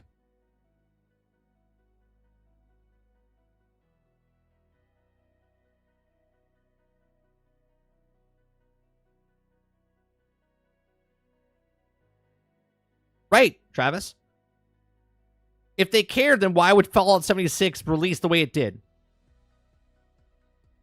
How am I supposed to, as a consumer, listen to that and say, oh, you know what? She's right. They do care. And yet see products that come out every single day of the week that are not complete, not finished.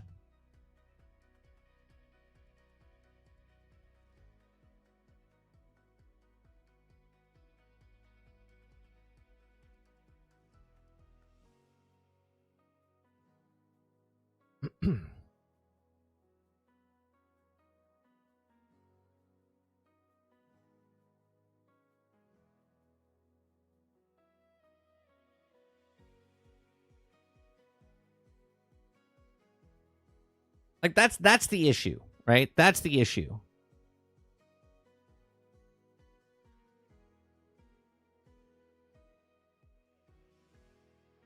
Robert Jones says, that's nothing to do with the devs caring or not. Like you said, they have no choice. Right. They have no choice. But at the same time, why would they fix the game if you buy it broke? Why would they fix the game before launch when they know that they have time afterwards to fix it?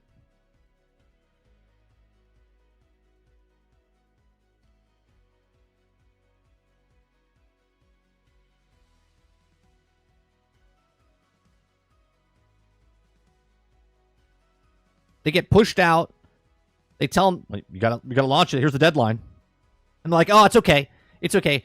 We can't fix it in the next month, but we'll fix it day one patch, and then we'll fix it the first quarter patch. And we'll just tell them we're listening. Instead of, right? Like, here we are right now. Stalker 2 has been delayed. And I say delayed until it's done. But what's going to happen? What's going to happen with the Stalker 2? It's going to come out, and it's going to be broke. You know it's going to be broke. And then people are going to start making excuses for it. Okay? Instead of just giving the developers the time it needs to cook, right? They're going to push it out the door. There's going to be problems with it. Okay? Right now, Outlaws. Okay? If you have a 3060 Ti, you have to run this game at a lower quality. Okay? Right? Nobody can run this game because not many people have a 3060 Ti. I have a 3060. Okay? So I'm definitely not getting it for PC. Okay? They're like, "Oh yeah, it's gold."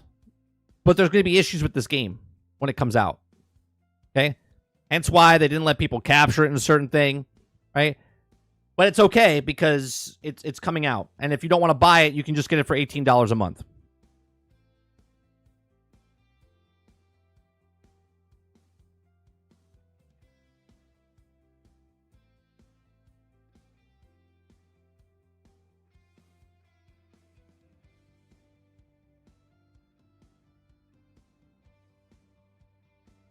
It says here that the minimum requirements, minimum 1080p, 30 frames, low presets, Windows 10 or later, NVIDIA GeForce 1660, RX, or Radeon RX 5600, Intel 7050, 8 gigs, Intel Core i7 8700, or a Ryzen 5 3600 with 16 gigs of RAM.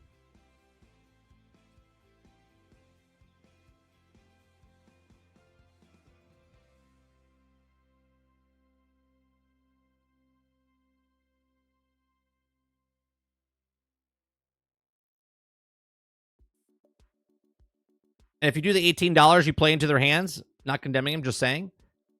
No, Travis, if you pay the $70 or the $110 or $140, you're playing into their hand. Because not only do they think the people that pay that much money, they want you to pay that much money, okay? And then they get everyone else because obviously they want you to go towards the $18, but they really want you to pay the $70 or $110 or $140. Right? If they get 1 million, 2 million people to pay that, that sets it up, right? That's 2 copies per person, basically. Right? If they get 2 million people to pay $140 mil, or $140, right? That's 2 copies sold. So technically they sold 4 million copies.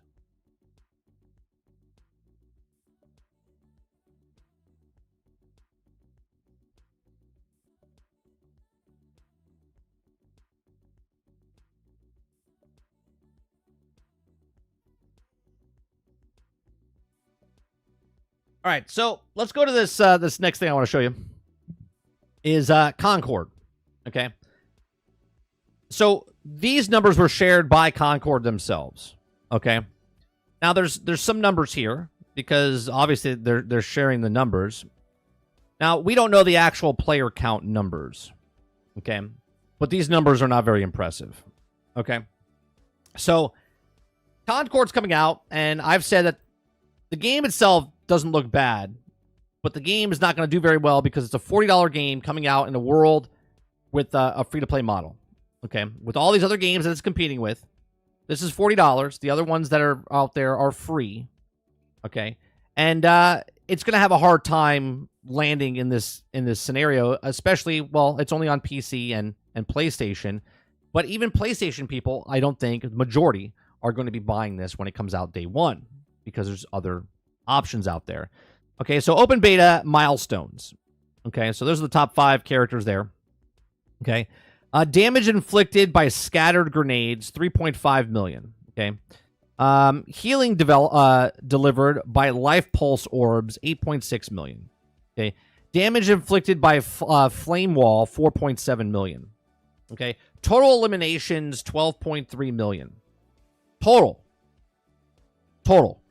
Total miles traveled, 391 billion. Zones captured, 537K. And in-game earned 1.7 million. Now, if we really wanted to, which I don't care this much. But you could take the captured zone of 537,000, okay, and figure out how long, or how many people are in a game, how long it takes to get a capture zone, okay, and then figure it out by the amount of zones are being captured there, and then in-game rewards earned, 1.7 million, okay? These numbers sound horrendous in a open beta on PlayStation and PC, and yet the company didn't come out and tell you how many people played, right? Because that number is horrendous. And them not showing it shows you it's horrendous. And so much so they have to try to figure out another way to give you numbers that sound impressive. But if you read between the lines, this is not very impressive at all. Okay? Right? 12.3 million total eliminations. Does that mean 12 million people played? And they only got killed once? They only killed one person each? No. No. What's the average person that played the game, and how many kills the average person get? We give 4, 5 average person per match? What are we talking about? 450,000 people played? 200,000 people played? 100,000 people played?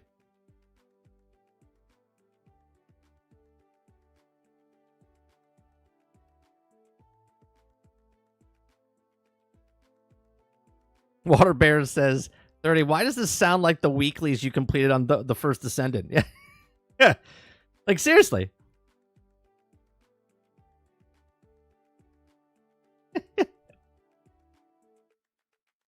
Robert Jones says, mysteriously missing the number that matters. Right? Because it's so bad. It's so bad that they had to put another number up there that sounds better in the millions, because the game itself did not hit the millions. Because if it did, they would have told you so. They would be screaming from the hilltops of how many millions of people played the game.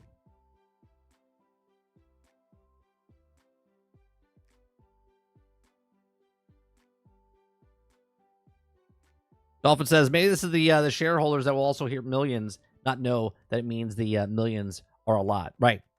They're trying to, wow, 12.3 million eliminations. That's a lot of people that played the game.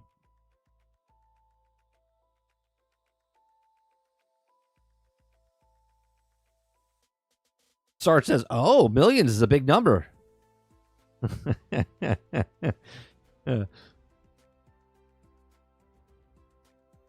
Krebsy says, stop all projects at Firewalk and make them support studio for Bungie.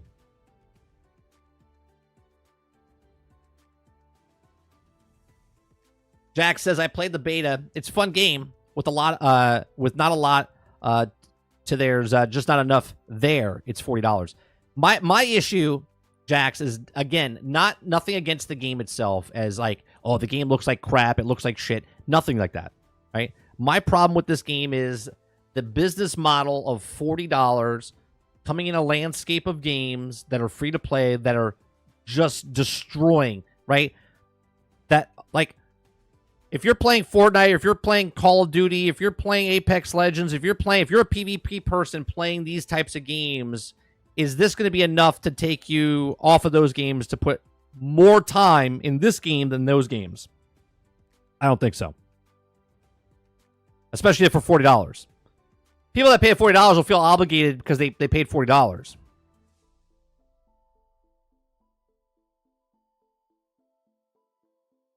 Z says, 30. Even if it's 100,000 people playing, that's only 82 kills. Maybe the people that played the beta, and this is what I'm thinking, right? They played the beta, played it for a couple of matches, and then put it down. Very few people played more than a few matches. They might have played 5-6 hours and then put it down.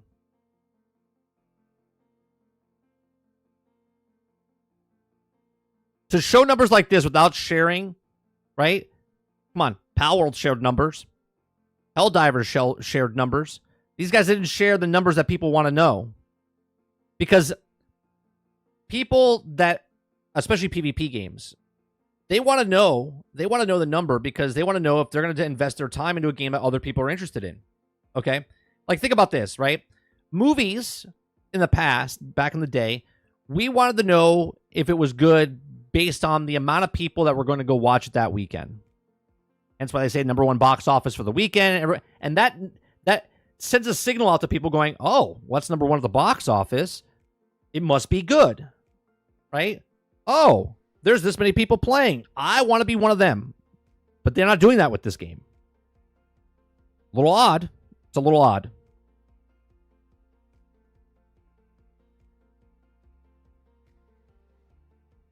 You sent me the Overwatch beta numbers.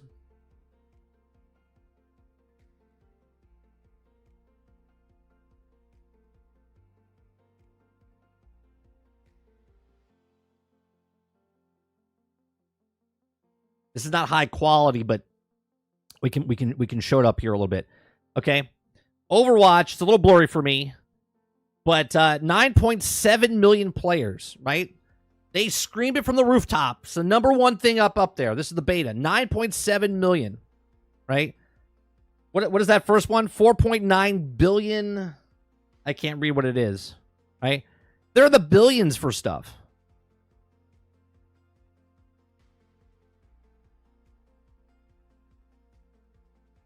Right? Nobody can tell me otherwise, change my mind that Concord was this amazing beta and this game is going to do so good. There's no way. Someone saying that is just because they love the game. And I'm not saying anything about the game, okay? As if it's good or bad. Okay? But there's no way in hell that you can actually believe what you're saying when you say, oh, yeah, Concord's going to be amazing.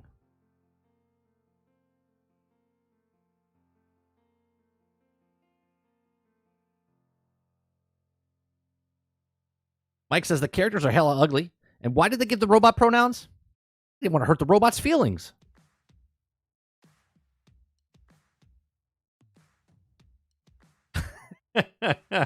Skull and Bones shared numbers.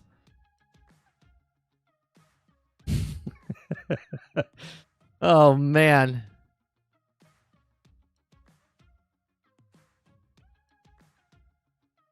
Everybody says should have attached a known IP to it.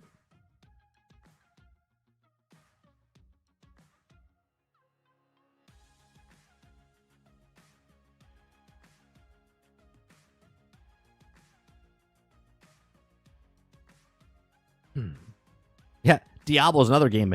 Came out. Devs loved it. Devs knew what they were doing with Diablo 4, yet here we are a year later. It's finally fixed.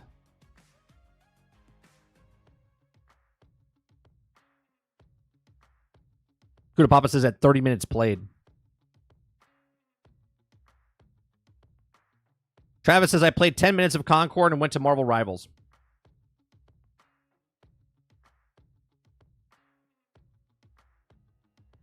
Paul says I've played shooters for over 30 years. I can tell you it's a bad game. Yeah, Paul. Right? You give it the eyeball test. You give it the smell test. You know what I'm saying?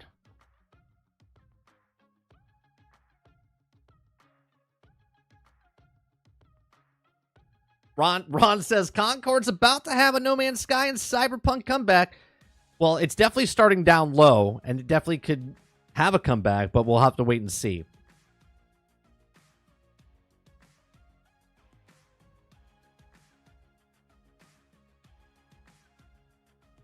All right, let me look at the. Let me look at this.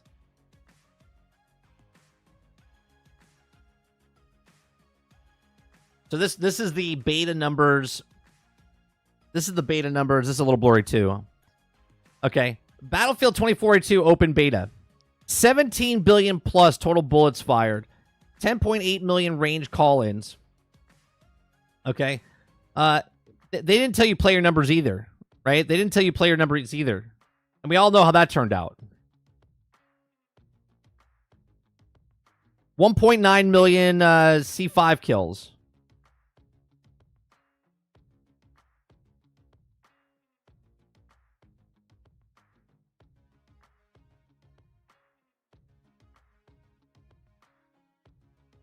$7.7 million players during open beta. There you go. 7 million people. 7.7 million people played the beta.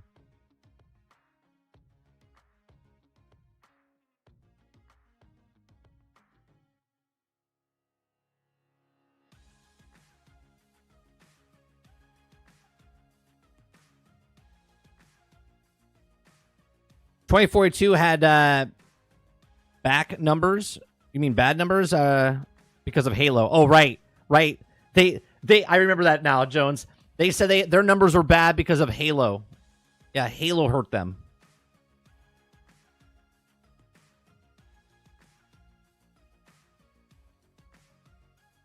Ingrid says the lesson they should learn is nobody wants generic DEI-focused games. The lesson they will have to take from it is original IPs, bad, add DEI, and beloved IPs instead. That's actually a good point, Kingard. If they brought in an IP that we knew of, and then kind of gender swap, race swap things, okay, then you get like a Suicide Squad, basically, type of thing, right? But if you give us generic character here, right? That's a bad thing because you're like, there's no story there. And I've said this all the time, right? If you give me a Destiny game but give me Transformers exactly like Destiny, I'm more interested in the Transformers game than I am in Destiny at the time. Now Destiny's a household name, right? Now Destiny has established characters and whatnot. It's not a generic IP anymore. It's a very well IP. But yeah, known IPs are much better than generic IPs.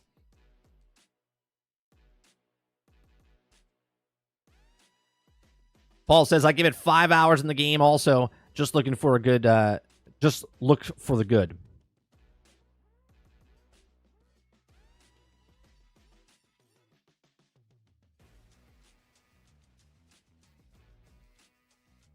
Paul says, when I play tested it, the closed beta in 2042, it also told me that the game will flop in its current state and never got in. When I played the beta, we actually had it. We played it, and I went, this is awful. I said, this game is going to absolutely be trash. And that's exactly what happened. Cool Bama says, I got excited watching the Concord cinematic trailer because I thought it was Guardians of the Galaxy type story game. Boy, was I disappointed when they showed the gameplay trailer. Well, it's interesting what they're doing with the story in that, Cool Bama. Like, they're adding story to it week by week, but you can't complete it. It's just more of a, like, they're going to release the story and then you play the game.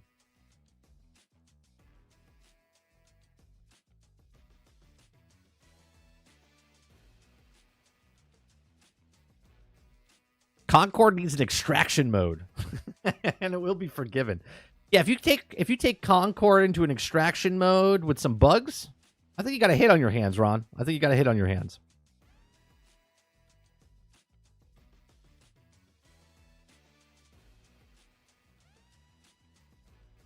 Oh, for sure, Akuda Papa. He says 30. My whole point is for Overwatch versus this and 2042 versus Concord. 2042 was bad. And even it making Concord look bad. Right. It's not going to be good. When a company doesn't share numbers, you know they're hiding something, and they try to make it sound better than it is.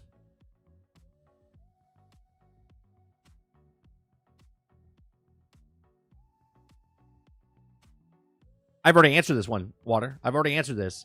If Transformers Reactivate is the First Descendant, I will be playing Transformers over the First Descendant. Because First Descendant's cool, but the characters are generic. And I would rather play a game where I already know the characters.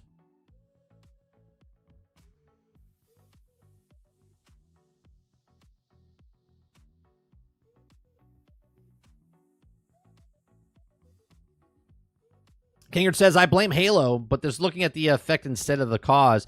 Halo beta had huge numbers because of COD, Vanguard, and Battlefield 2042 crapping the bed. It wasn't because of Halo was so good. They took players. Oh, no, but what they said when they came out, Kingard, is they said that they got hurt because of the Halo game.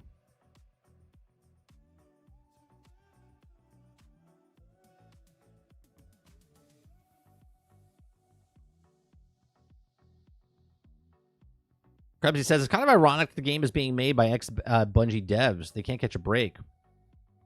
I mean, they're chasing a trend. They're chasing a trend.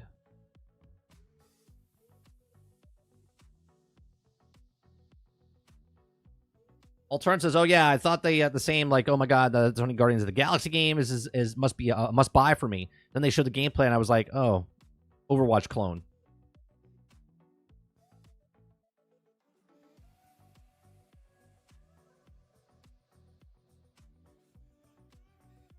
Paul says, I laugh at the marketing. Now trying to say that because we're not doing a battle pass, we're the good guys. Right. Right. They're almost trying to do exactly what Outriders did. When Outriders like, we're not a live service game. And Gotham came out and said, we're not a live service game. They're trying to get the goodwill of people to come back. Like, hey, we know you don't like those things, so come on over to play these games.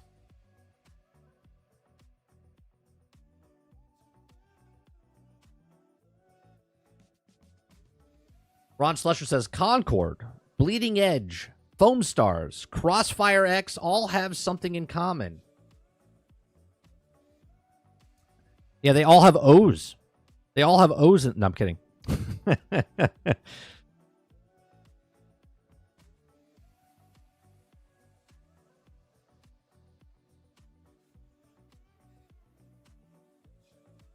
Bunny's ass is super generic. Okay? Yeah, it's made of zeros and ones.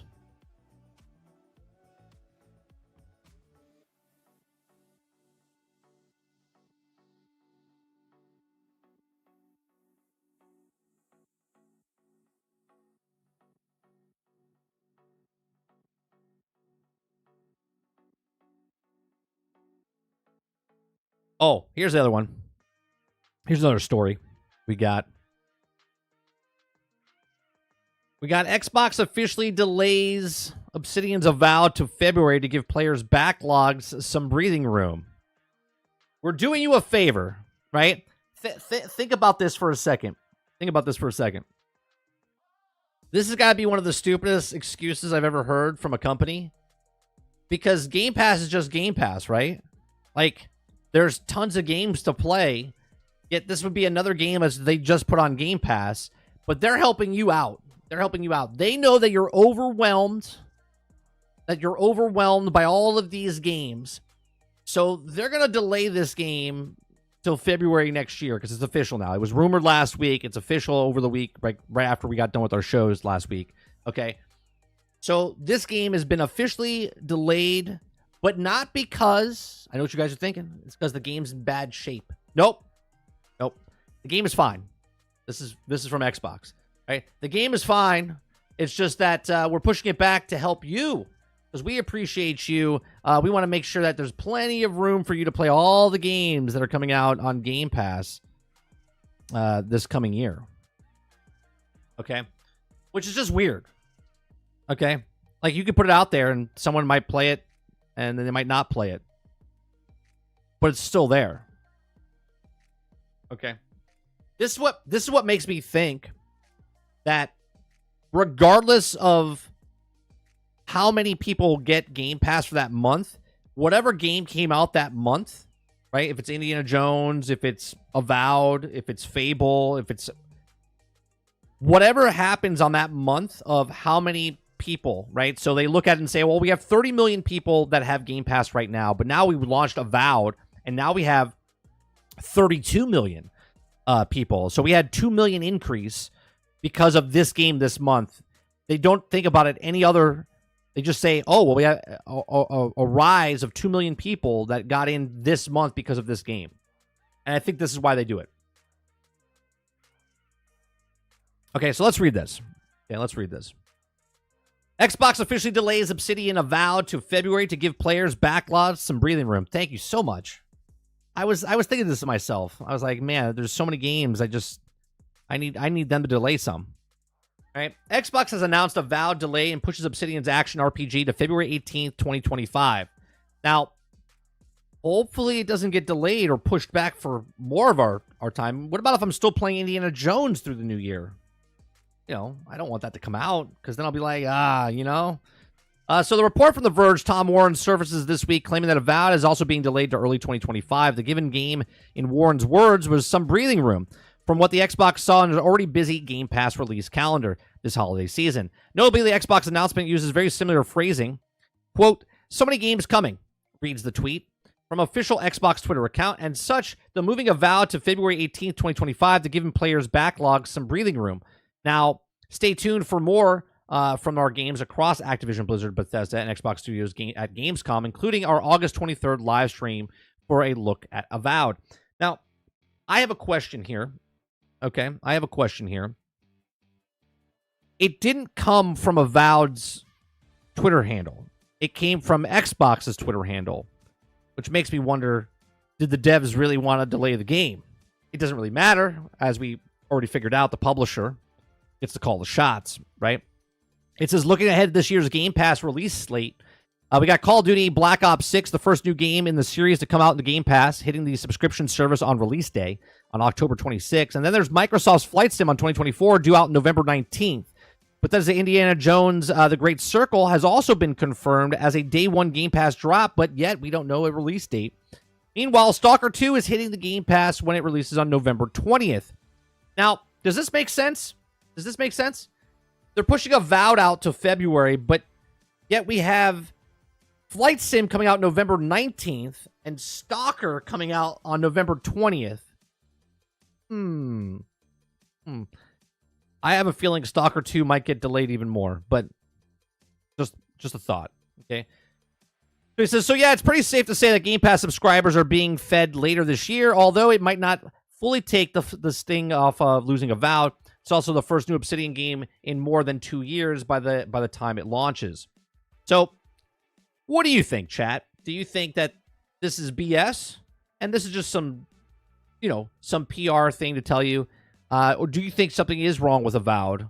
Or do you think Avowed didn't need more time? They said, oh, you know what? We have so many games coming out. Why don't we just say that there's just so many games coming out that we need to protect you from yourself, even though Stalker and Flight Sim come out one day apart from each other? Let me know your thoughts in the comments section down below. Please make sure you share, like, subscribe. And if you like what I do here, check out some of our other videos and come up for our live chats. Appreciate you. Let me see what you guys are saying here.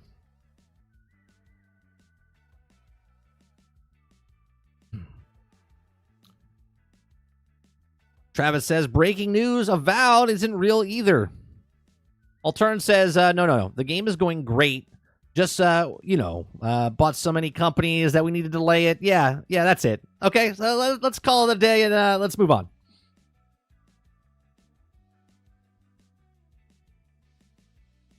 Ron says, why not shadow drop it today if it's ready? What I'm saying, Ron, like, why not just put it out? If it's already ready, it doesn't need to sit on the shelf. There's nothing coming out right now. How can you say for our backlog, but yet Flight Sim and Stalker come out one day from each other? How's that possible? They're protecting us, but not protecting us? I'm confused.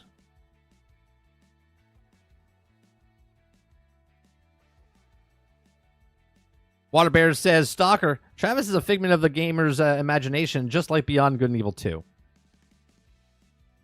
Gene says, Avowed, about to get the Fallout 76 on Metacritic.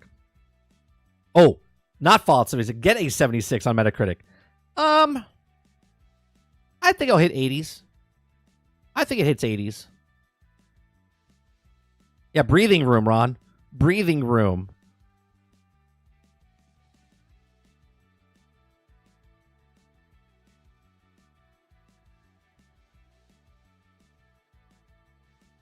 There's like 10 Xbox games coming out to August, December.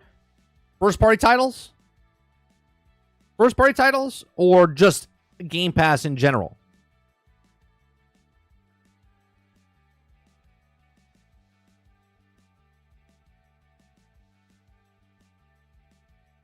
Avowed is 2025's Concord, calling it now. Well, it can't be. It's not a PvP game. You're just saying it's not going to do well.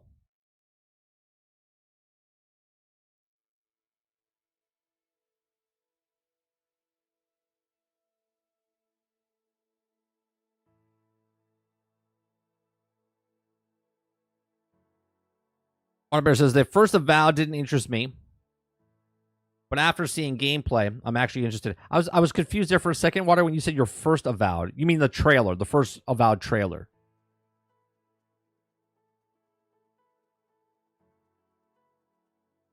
Mandalorian says, 38, does this hurt Xbox? I mean, I don't think it does. Because just as people, like, most people don't care. Like, Game Pass is this thing, like for instance, the way I look at Game Pass, for the majority of population, that what they're doing with Game Pass now, like putting on the phones and the Fire Sticks and the television sets, and right. It's like playing a game on your mobile phone. You know what I'm talking about? Like when you pick up your mobile phone and you're just like, oh, let me see what games are out this week, right? Whatever, you just look at a couple games. You might download one and play it. That's the way I feel that Microsoft is dealing with Game Pass, right? They just put games out there, and you're gonna come look at Game Pass and go, oh, what games? Like I do it weekly. I go, oh, what's new on here, right? I don't keep track of what games are coming out. I just go and turn on my Xbox and go, let me see what's new on Game Pass this week, or is there a game I'm interested in, right? So I don't really think this hurts Xbox. If they were selling consoles, which they're not, I would say yes, but they're not selling consoles. They're selling a service, and I don't think it hurts the service because they have plenty of things hitting the service.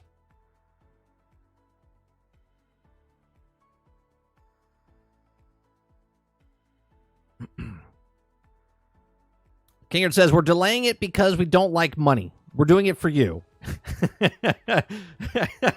Don't you see? Don't you see? We care for you. We're just trying to protect you from you. Yeah. Mo says, I mean, isn't that a good problem to have? I mean, look, Mo, I don't give a shit when it comes out. Doing what they're doing with this game or a game that they say they have a hard date and then it gets delayed, it's all the same. Shut up until your game is ready. Right? Stop putting dates out that you can't hit. Now they have an out. Instead of saying it's delayed because of problems, they didn't say it's problems with the game. They said, well, there's just so many games coming out that we need to push it back to next year. But what I hear is, well, we don't have that much stuff coming out next year, so we got to take some of the stuff that we have this year and push it forward to next year because, you know, Fable's going to be delayed and whatnot as well. Finger says, then again, spacing out games is not a bad strategy for keeping Game Pass looking like a good deal for publishers to agree to, who would want their game to launch on it. There's too much competition. And I've said this so many times.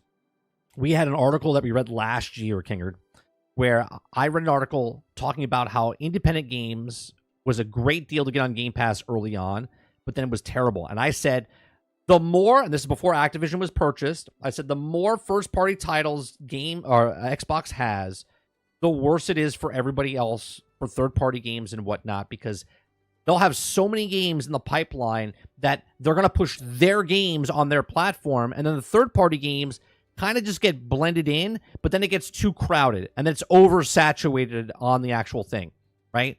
Even if, think about down the road, they have what, 30 something companies. If they're all taking 3 years to make a game, they could have 12 games once they're all set up. 12 games a year, first party title games, one a month for the entire year for 3 years.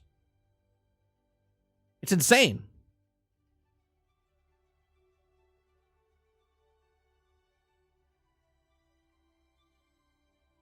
Krebsy says, I don't want to release a game during the holiday season because of disproportionately targets of the audience wallets. Right. Then you have the EA, the EA's try to get money from Call of Duty, right? Call of Duty came out, so they try to hit him with EA with Battlefield and then Titanfall back in the day. They tried to 1-2 combo them, and it didn't work because they know they only have a certain amount of money. And right now, I haven't checked the stock market yet today. Let me look at this real fast. Oh yeah, it's not looking good. It's looking better today than it was yesterday, but with stuff happening in the world, come Christmas time, many people's wallets might be seizing up pretty good. So we'll see what happens though. Titan says, you want a week gap instead of a day gap, by the way. Stalker and Flight. I don't think there's much overlap, by the way, for the two games genres. It doesn't... Well, if that's the case then, Titan, then why would they delay Avowed? Do you think there's enough... There's so much overlap between Avowed and Stalker and Avowed and Flight Sim? You see what I'm saying? It's just Game Pass. It's just Game Pass. They're trying to make people come back month after month, and having Flight Sim and Stalker releasing one day from each other Okay?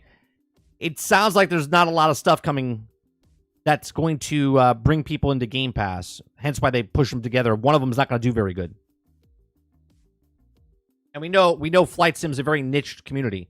Got millions and millions of people playing it, but it's still a niche community.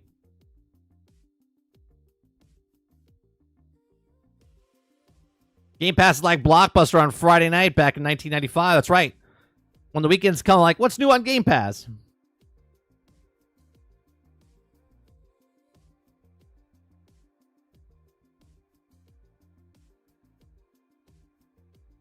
The average gamer will never know that it got delayed. Right. It's true. Because they just go look at it and go, what's new on Game Pass?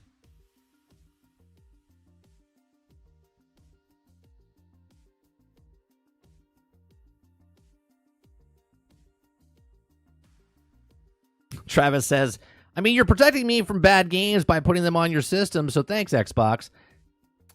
I know that's a joke, Travis, but remember, you're supporting a company that took all your games away from you. Just saying. Just saying.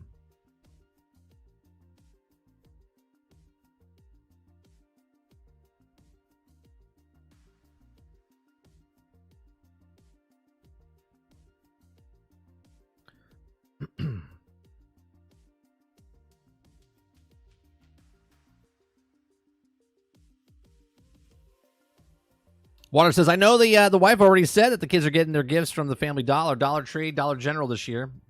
Yeah. Good Papa says, Avowed, Stalker, Indiana Jones would probably overlap heavily. Altern says, nobody was worried so much about me than Xbox, not even my mother. Thank you, Xbox, for not releasing Avowed till next year. That really saved me. See, they're looking out for you, Altern. They're looking out for you. yeah. They're looking out for you, like Altern. He really needs us to push back Avowed to February because there's just too many games coming out for Altern. Even though he's not getting Game Pass this year because of it.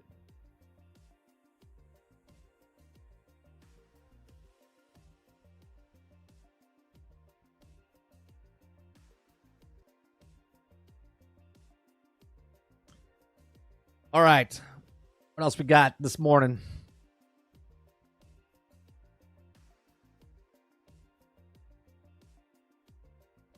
They got more layoffs this year than the entire year of last year, and it's only June.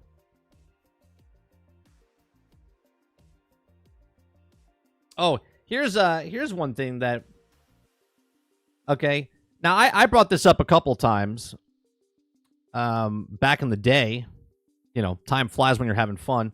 I brought this up that Microsoft was going to buy Bungie back in the day. I said, but their comps look terrible, and that they offered them, I think less than what Sony offered them, and they said, well, no, we're asking for $7 billion, and they went, no, thank you, and Microsoft went and bought Bethesda instead, right?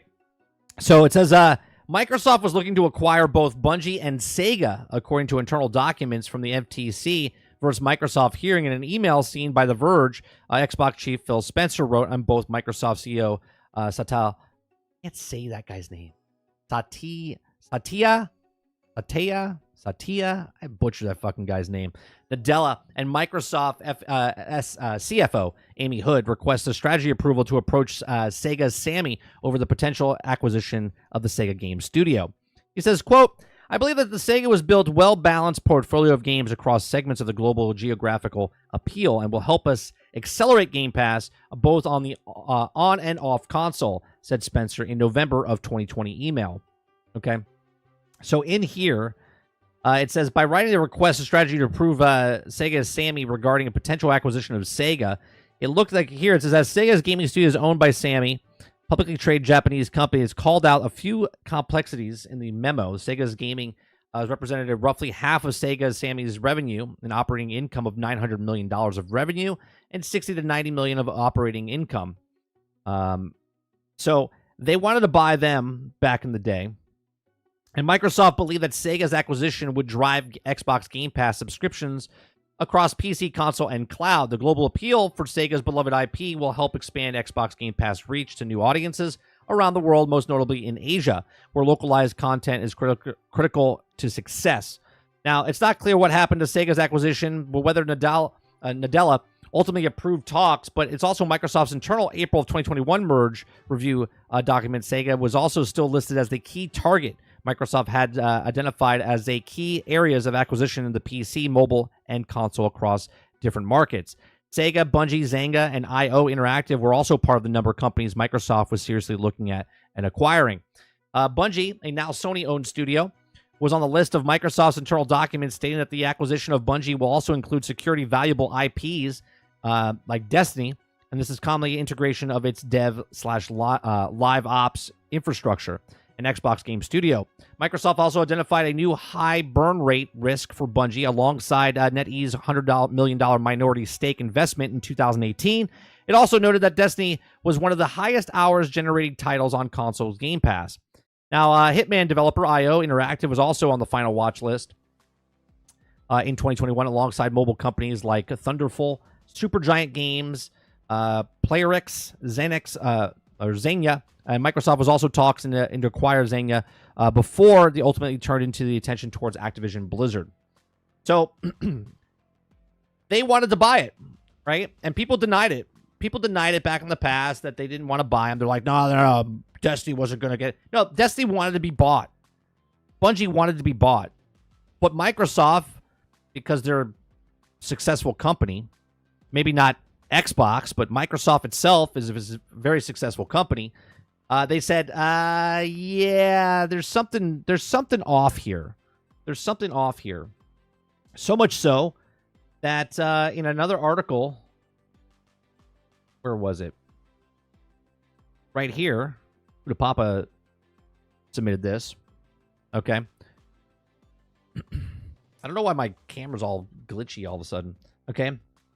So Bungie misled Sony about its financial position ahead of acquisition. That's not off at all, huh? So a couple days ago, a damning new report claims that Bungie misled Sony about its financial position ahead of its actual acquisition by PlayStation. The studio management was also come under scrutiny following a second round of mass layoffs within the year and didn't even spare long enough time to senior executives. Now, many former employees are laying the blame solely on CEO Pete Parson. Okay. Now, it's interesting, and this is why, again, I like to read between the lines. So a lot of the stuff I talk about is speculation and whatnot, and then it comes out down the road, and I'm usually correct. Okay. But this is why I don't think Luke Smith and Noseworthy are still here. Okay. I think that Bungie pulled one over, okay, on Sony. Can't imagine, when Bungie was with Microsoft in the past, Bungie tried to do something shady. And then Microsoft took their IP of Halo, and Bungie went off on their own and then blamed Microsoft for stealing stuff from them. And then Bungie went over to Activision, and then Activision, they didn't get along very well. And then they had a turmoil thing where they left and they had to buy back their IP. And then they were off on their own and took $100 million from NetEase. And then they went with Sony. But before they went with Sony, they went back to Microsoft, and Microsoft was looking to purchase them, and Bungie was asking for $7 billion. And because Bungie made it $7 billion, saying that they wanted $7 billion, that Microsoft was like, no, you have one IP, and you're not worth that much. And then here we are. A damning new report claims that Bungie misled Sony about its financial position. Okay. So Bungie had massive problems even back then and before then, because I told you again, I knew that they had management problems and money issues back in 2016. Okay. So there's a lot that we don't know yet, and we probably maybe will never hear about it because we're just the, regular consumers. But Bungie has major, major issues, and it wouldn't surprise me in some way, shape, or form if they sneak their way out of some contractual thing. I don't know. I just find it absolutely ridiculous that every time Bungie does something, Bungie never gets blamed. And now people are starting to see that Bungie was the problem all along. Okay? So they try to pull one over. And I think because they tried to, about the financial position, this is why I think Luke Smith and them kind of left. They didn't get fired. They just left on their own accord.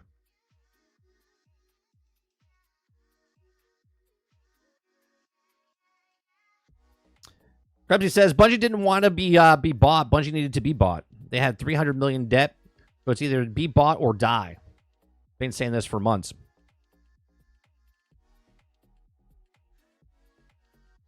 I just find it.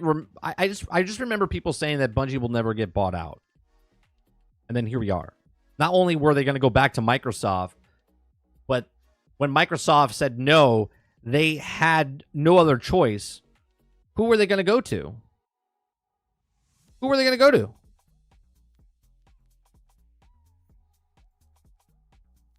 I mean, I guess they could have asked Amazon or Google. I guess they could have asked.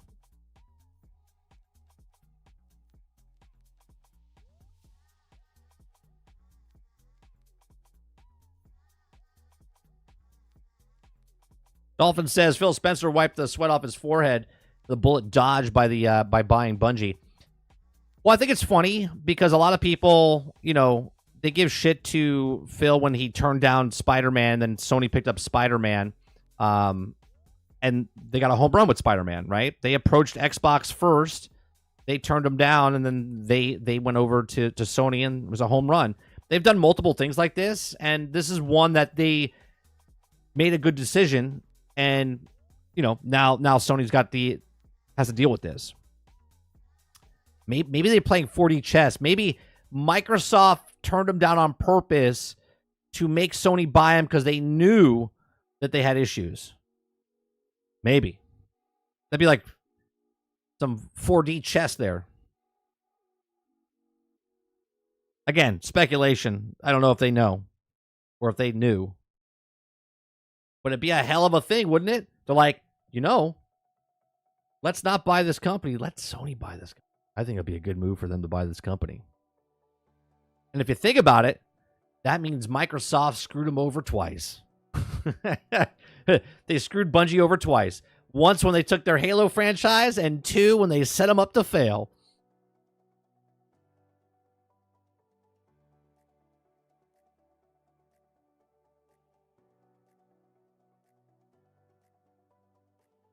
Altern says, I bet Sony knows Bungie wants to get away. Out why they moved 75 devs to a new studio and 155 to another Sony division. They're also getting good devs from them in case they wanted to run ship. Well, I said in the past, Altern, I said in some way, shape, or form. What about this? What about this? What about if Sony doesn't take Bungie, but they just take what they want from Bungie and they release Bungie? They release Bungie. So Bungie, it's still its own entity, and they just drop it. Right? They just suck at what they want, and they just let it go, and Bungie survives. But now they're just a small studio like they were when they were, back in the day. Right? Then Bungie would still be alive. I'd be like these sons of bitches.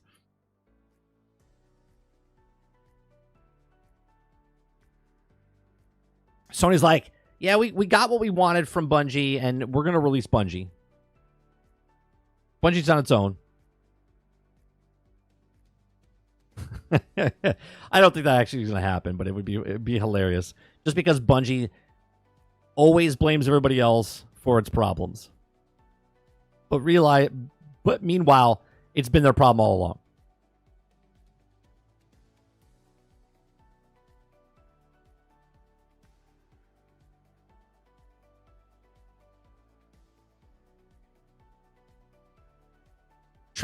Travis says, we all know that Microsoft has two books.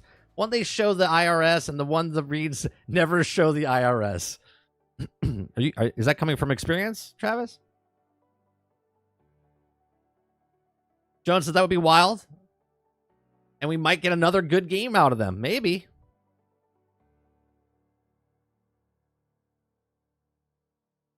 Altern says, the new studio is making the action adventure. I bet the making the action adventure game Bungie canceled. Sony loves their action adventure. Maybe.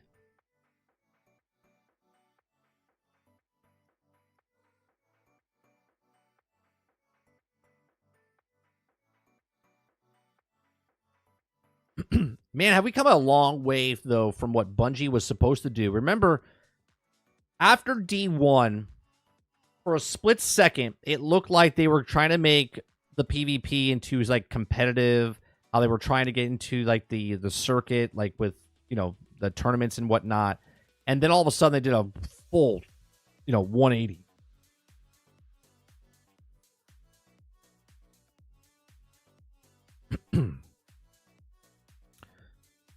Ford says, as a huge Destiny fan over the 10 years, this crap coming out sucks to hear again. Here's the thing, Ford. I've been saying it for the longest time, and I've said that Bungie had financial issues and management issues for years and years and years. And I'm very selfish in this moment because I was correct. Right? But everyone always wanted to blame that. No, Bungie's fine. I'm like, okay.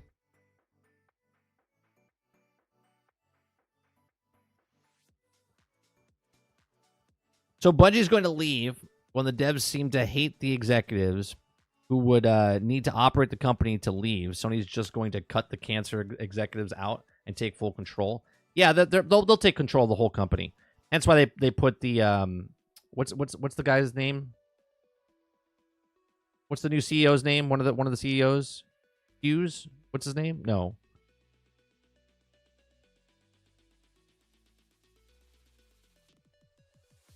Not Hiroki Totoki, the other guy.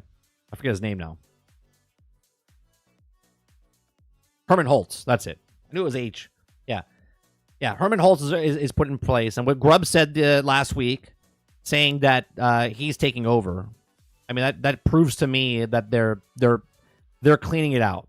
Now, if Pete Parsons still in control, that's an issue. He has to go.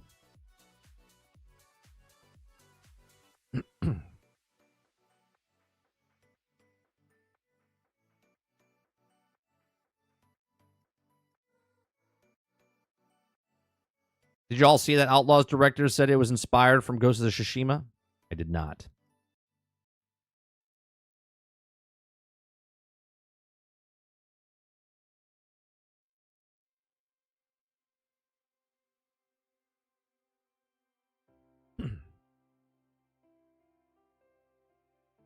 What else we got? Go to Twitter, see if any new news came out. They already talking about Hogwarts Legacy 2.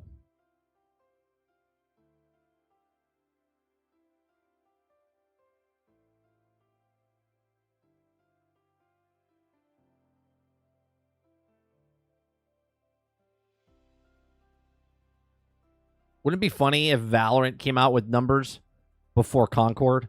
Valorant has been on console for 3 days now.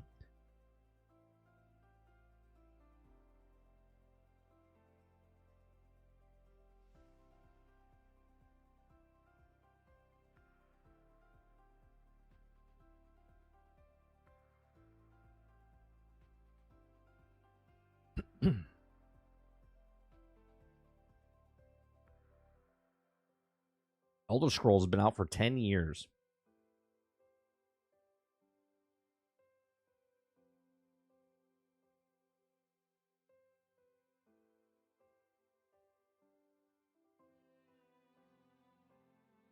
I'm not interested in Valorant.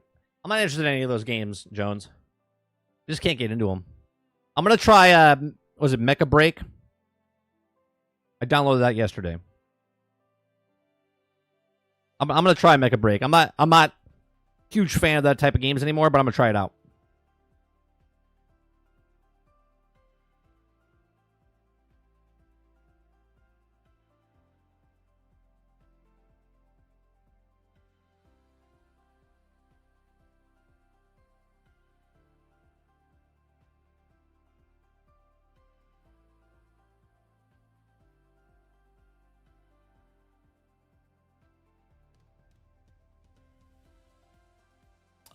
Mo gave it to me.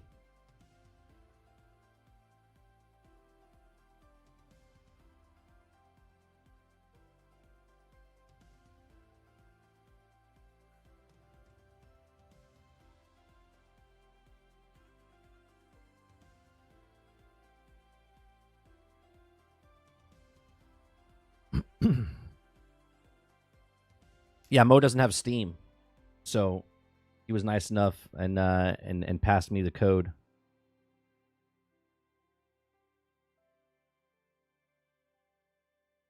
Call of Duty ban wave continues. Activision dishes out over 65,000 account bans across Warzone and Modern Warfare 3. Interesting. We need to read that tomorrow. I'm not going to read that now.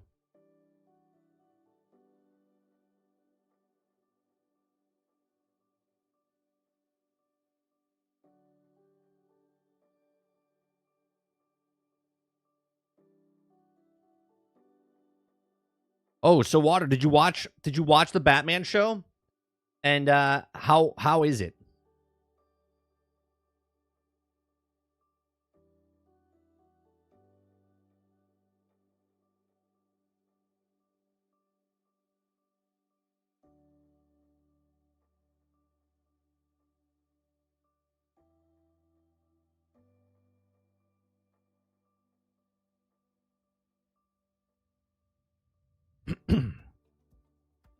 You watched it, Dolphin?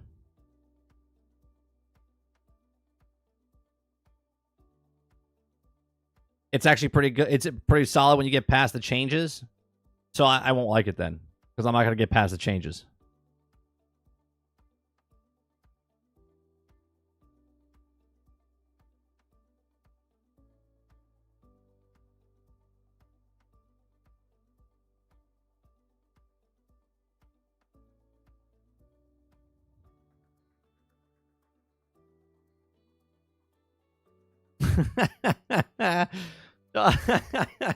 Dolphin says 30 COD just banned more people than played Concord.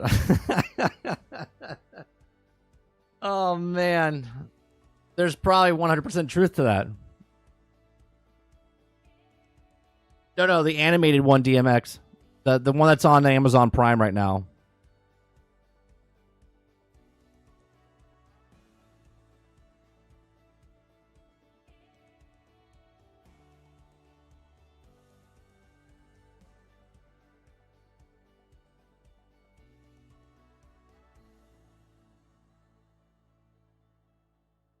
He says, I personally think they're making a bigger deal out of the Batman show than they need to. No, I'm not. Well, here's my problem, Z. I'm not going to support anything anymore where they're changing characters that have been the same for decades. If you want to make a new character, cool. If you don't want to make a new character, you want to change something, I have a problem with that. If you change something, then I don't want to watch it.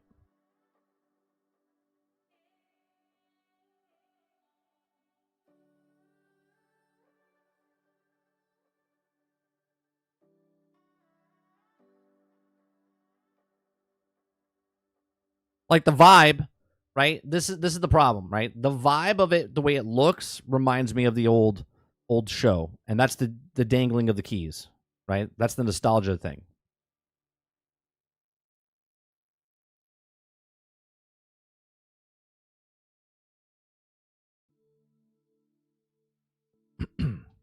Eclipse says, yeah, I'm not giving the show any views. Sorry. It might be good, but stop with the damn changes already. Right. I'm not, just like anything else. If there's a bad burger, I'm not going to eat the burger because I want to help the devs, right? Or the creators of the show. Like, if I don't like the burger, I'm not going to eat the burger. If I don't like what I saw, then I'm not going to watch it.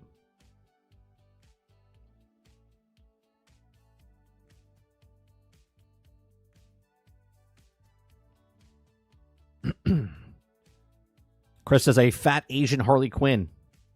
I didn't even know that. But of course.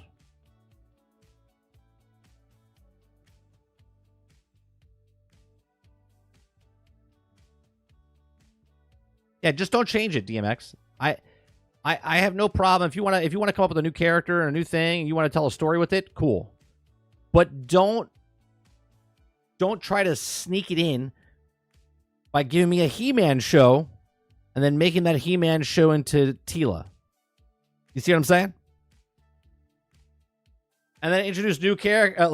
You can introduce the new character, but then change old characters. No, sir. No, sir.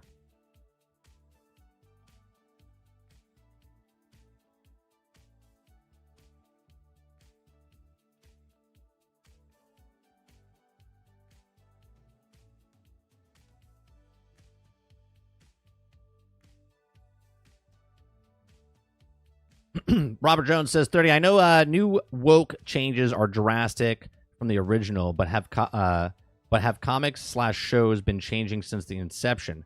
How much change is bad? I'm okay if you do like I'm trying to give an example.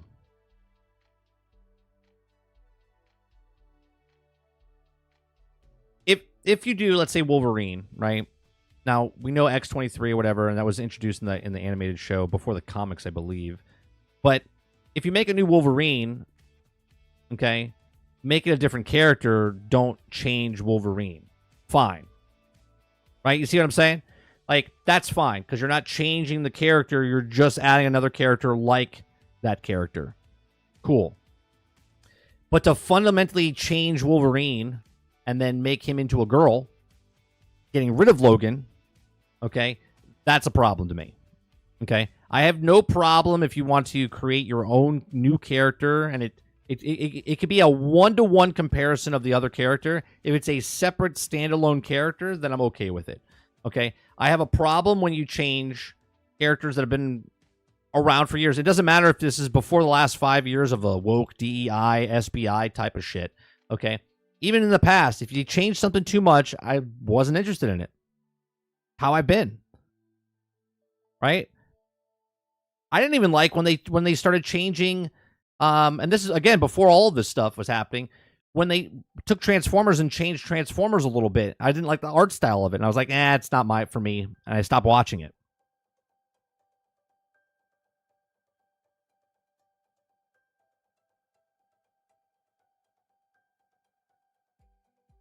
Yeah, X-23 I have no problem with because it's not Logan as a girl.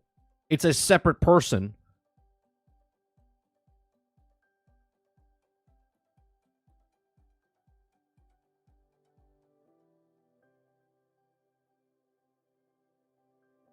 The only time a character change was successful was Nick Fury. Sure. And I don't think, and again, that just proves people don't care about if you change a character as long as it's good, right? And doesn't have an agenda, right? It had nothing to do with his skin color.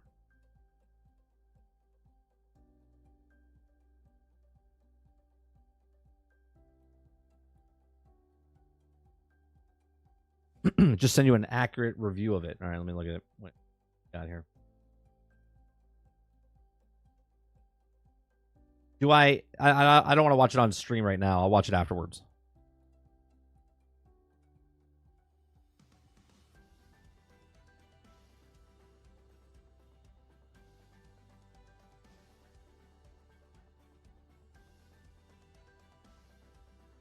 Right, like comic books are weird, right? Because in a comic book, there's like different runs, and it all depends on what character you're writing, and the art style changes. But if it's that same character from that same era, then don't change. If you're doing a spin-off of something, you want to try to sell it, by all means, go for it, but it's not going to sell well, right?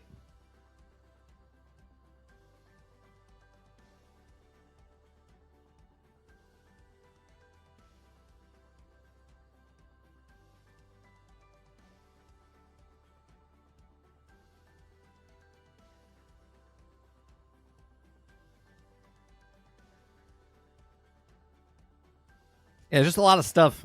I don't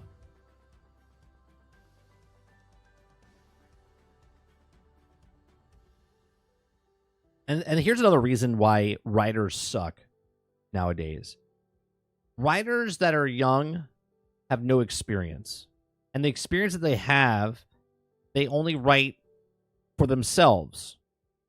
Write what you know. Okay? So if I'm a young writer and I don't know much, I only know what I know because it is what it is, because it's my age.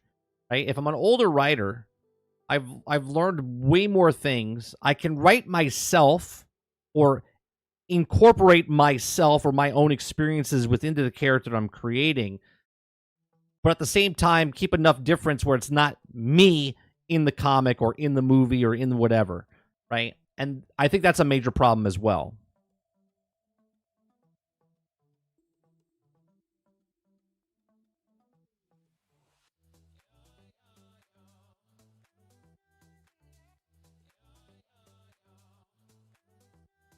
Altern says there are in their right to change the characters, but it's also our right to say that the shit and not watch it.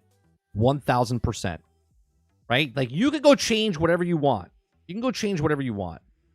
But then don't call me an istophobe, sexist, racist, misogynistic person because I don't like your stuff. If I don't like something, I don't watch it. Maloney says some people are into art, some people are into the story, but then it comes down to the character, and there is not enough of a specific demographic to support the woke characters. Right. Right? You give me some cool art, and I'm all about it. I'll give it a shot. But then when you start taking the characters that I love and then start changing, I'm like, what the hell? I'm like, no, I'm good. I'll stop watching it. Good luck to you. Right? Good luck to your show.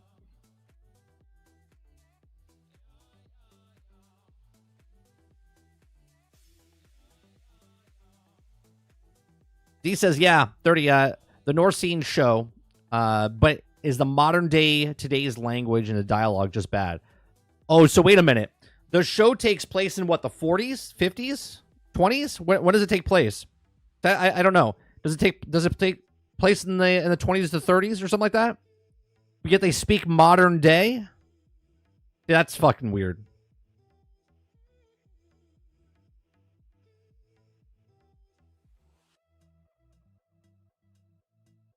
To the 20s, and they're speaking like modern day language.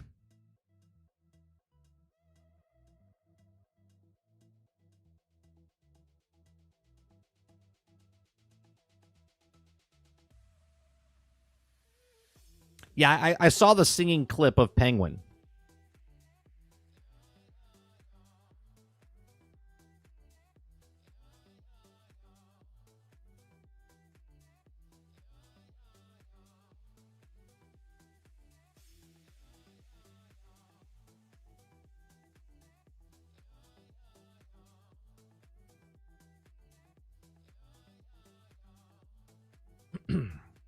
So let me get this straight.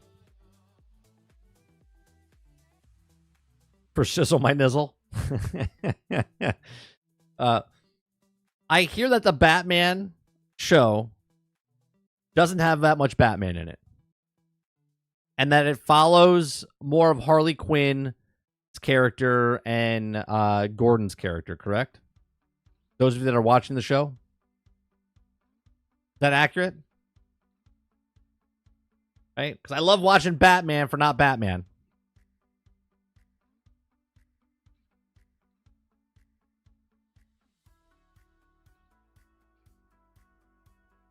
I can't wait to watch the Joker movie for not Joker.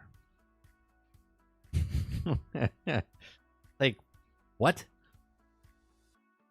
From what I see, it's not accurate, but I'm just on episode 4. Batman is a side character in his own show. So, like He-Man.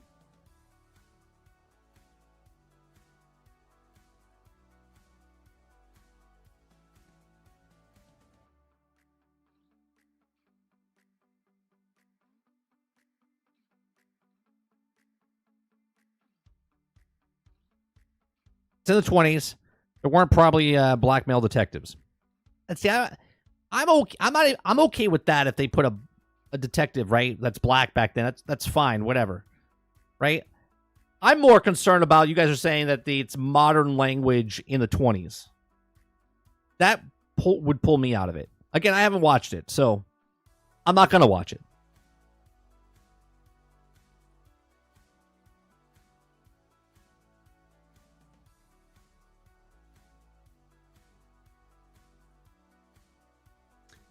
Are all the episodes out?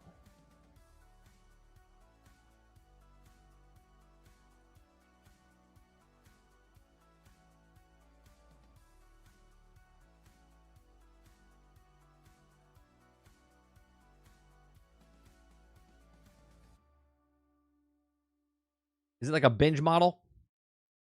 Here.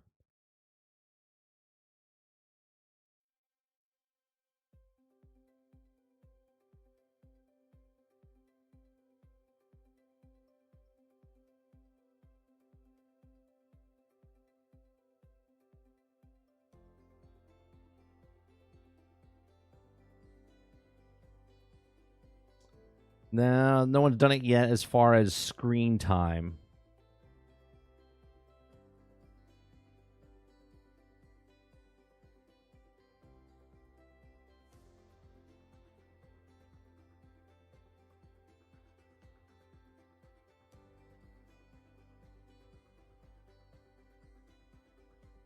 Watch the review I sent. It's bad enough. All right, I'll watch it later.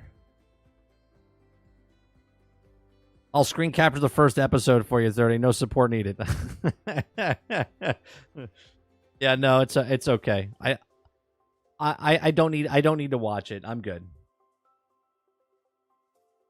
I had to sit through season 1 of He-Man with very little He-Man and He-Man.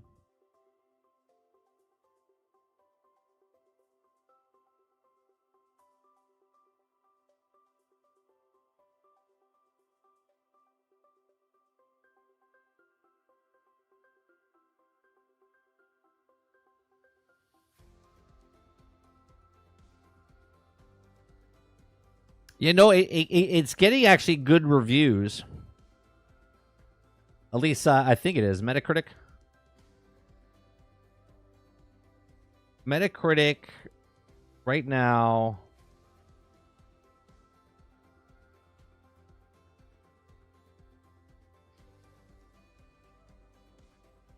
Oh, well, it's dropped quite a bit.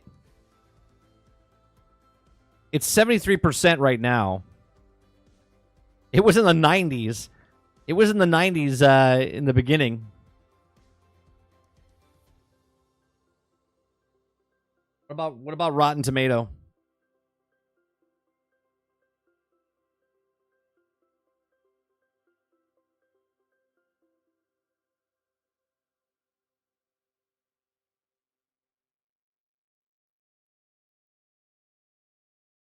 %. 98% from reviews from the actual like critics.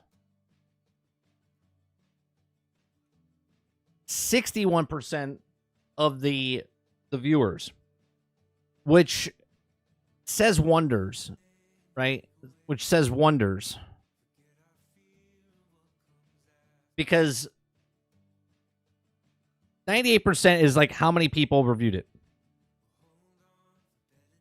Top critics, 100%. So 55 people give it 90%. But how many they don't tell you the audience. They don't tell you the whole audience. Right? We're talking thousands, tens of thousands of people.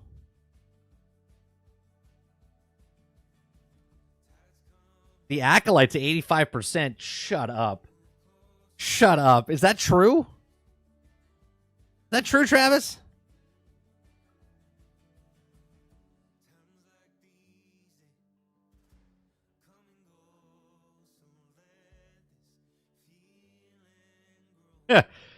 It's 80%. It's 80% and 17%.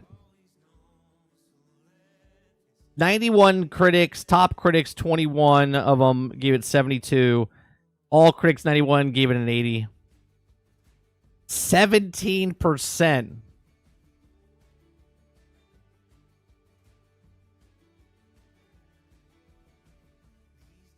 Yeah, so Titan, it's a great question. It's a great question, right? It's a great question. The question is, why did Batman show release on Prime? Shouldn't it be on HBO Max? It was going to be on HBO Max, but then they decided to cancel it and then shop it around. Do you know why? I know why. Okay. Because if it was a good show, then why wouldn't they want to put it on their own network? I know why. They didn't think they were going to get their money for it on their own show. So they sold it out to Amazon Prime, got paid up front for it. Okay. And then now Amazon gets to pay them for it.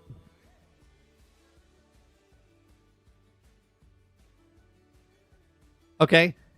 Warner Brothers didn't want to show it on their own streaming service. Just put that out there for a second.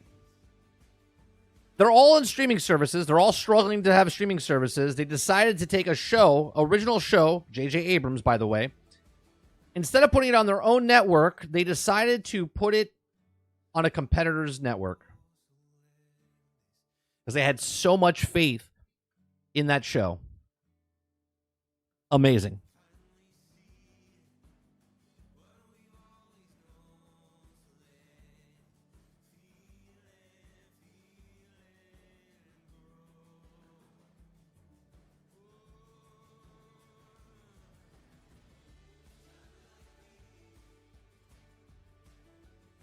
Oh, you're talking about the Acolyte Ghost Fixer? Yeah, 13%. It was as low as... Actually, it got down to 12 at one point.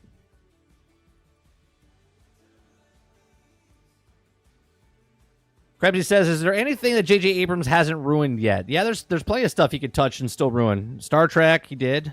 He ruined that. Star Wars, he ruined that. Batman, he's ruining that. What else did he ruin?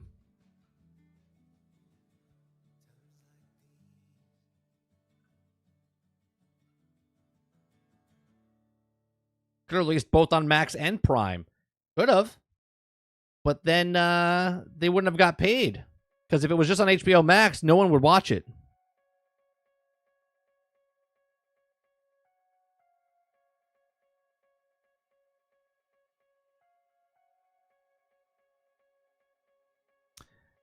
Z says, I thought I could try out Rebel Moon now that the director's cut is out. I got to the first scene in the village and just had to turn it off. Zack Snyder needs to see us. I watched the first Rebel Moon, part 1. It was awful. It's an absolute garbage fest. There is no way in hell I was going to watch part 2. And there's no way in hell I'm going to watch the director's cut of a piece of shit show, okay, for longer cuts. I'm good. I'm good.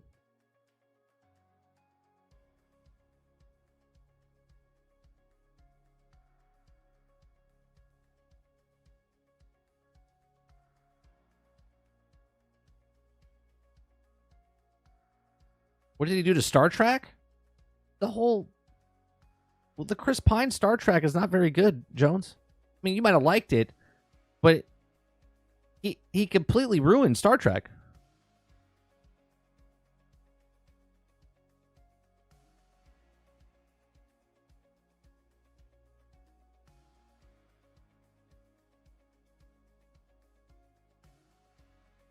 Star Trek was lens flares galore. Just from an art aesthetic point of view, he completely ruined it.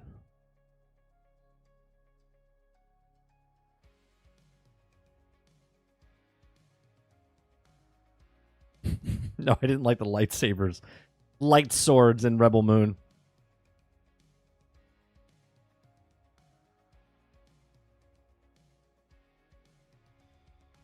You put an extra hour and 15 minutes, might make it all worth it, 30. No, I'm good. The shorter version was absolute shit. I don't need an extra hour and 15 minutes into it.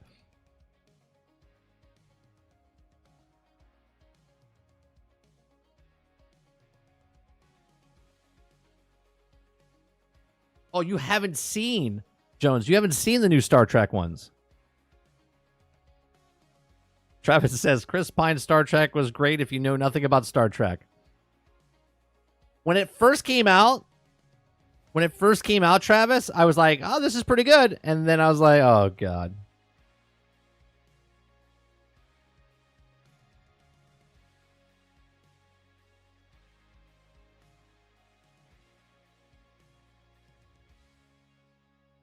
Did you forget that Chris Pine was in the film, Jones? You're like, I liked it. Oh, I seen it. I actually did like it. Did you forget that Chris Pine was actually in the film?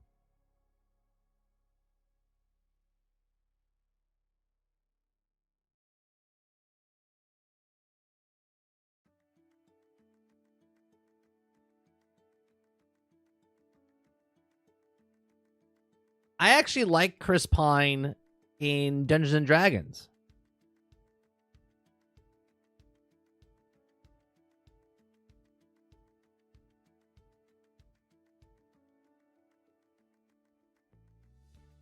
Gotta enjoy them for what they are.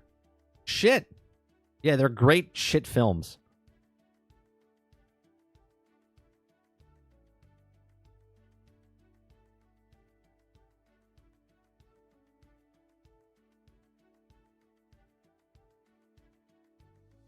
Yeah, Dungeons and Dragons was a good film, Travis. I had no problem with the actor. I got a problem with J.J. Abrams.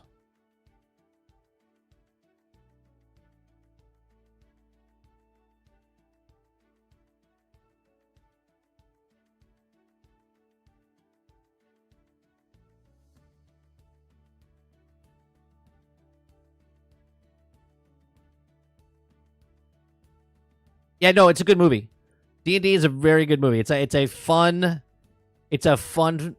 flick. It is. It's a good film.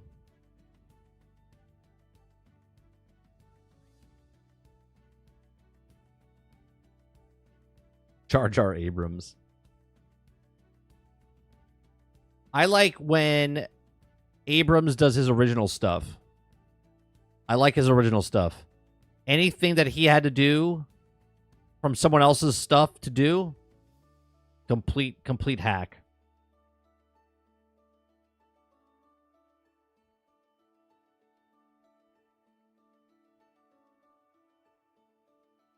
So disappointing. But each their own.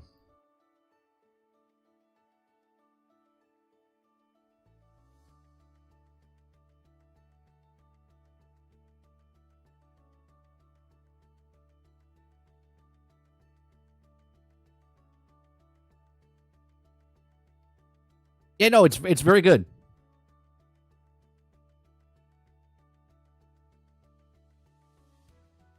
He got lost. He got famous for Lost. He got famous for what was that? Was it District 9? And there was another one. What was the other one he got famous for? Cloverfield. Thank you.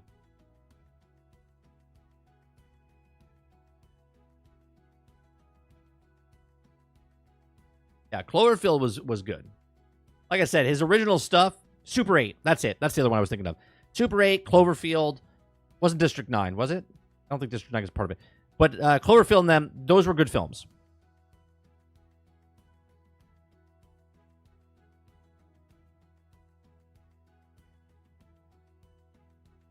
Yeah, I thought those films were great. Like I said, his original stuff's good. When he has to get in charge of other people's stuff, that's when it goes out the window. And speaking of like who you know, right? How the hell do you get from that to taking Bad Robot and then making Star Wars, Star Trek, and like all this? Like, what the hell?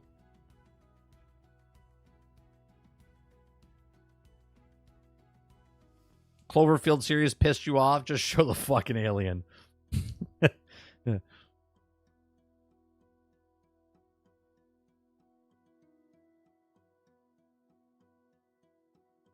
What the hell is that, Z? You know the industry has changed when Harold and the Purple Crayon is 92% rating for moviegoers. What is Harold and the Purple Crayon? What the fuck is that? Is that a new movie that just came out?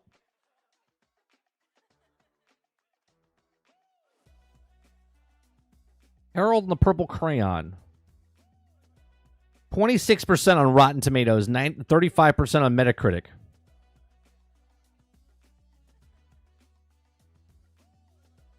Zachary Levi's in it. Zoe, there's a lot of good actors in there. $40 million budget.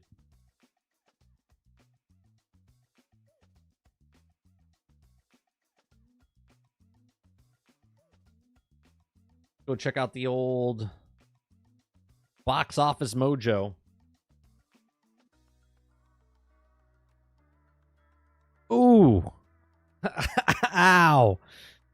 Oh man, that's an independent movie, 40 million. It only made 9 million worldwide. That's going to hurt. That's going to hurt. Oop. That's going to be bad. Goes back to what I said. What studio made that? Columbia Pictures. 10 movies a year. 7 lose money. 3 make money. 1 makes a shit ton of money. I was the one person that gave it a 92.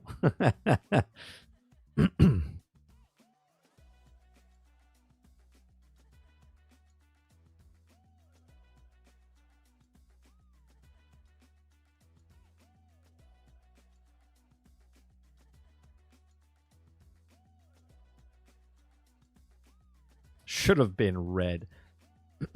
Inside the book, Adventures of Harold can also be anything coming from life simply by drawing it. After he grows up and draws himself onto the book page into the physical world, Harold finds he has a lot to learn about real life.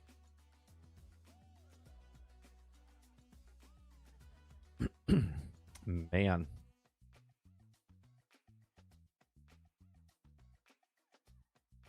Deadpool's about to break. Ooh, Deadpool's at 824 million. I said it would hit like 900 mil, is what I said. I didn't think it was going to go over $1 billion, is what I said. But there you go. There you go. It's going to break $1 billion. It'll probably make 1.5.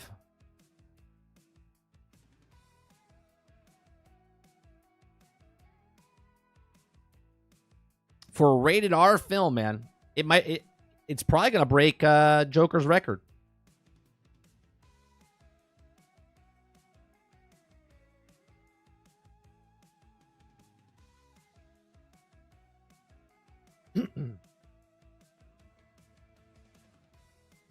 That's a hell of a drop, though.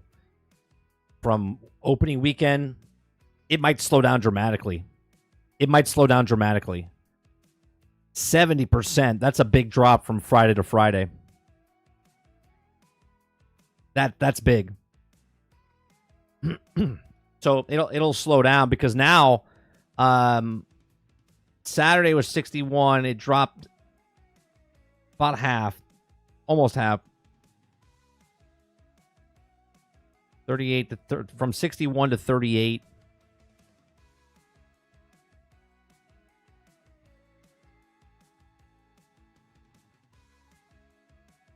So next week it'll probably about half that. Be interesting. It'd be interesting to see.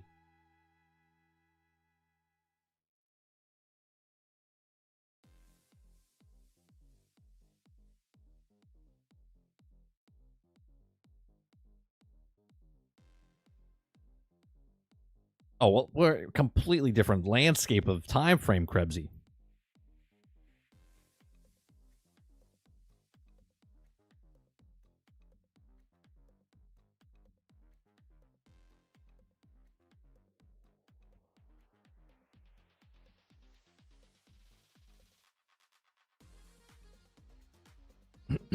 %70 drop just means the fans saw it twice. Now, there's been a bunch of people that saw it multiple times, but that's a huge drop off, Sarge. Because here, let me go to.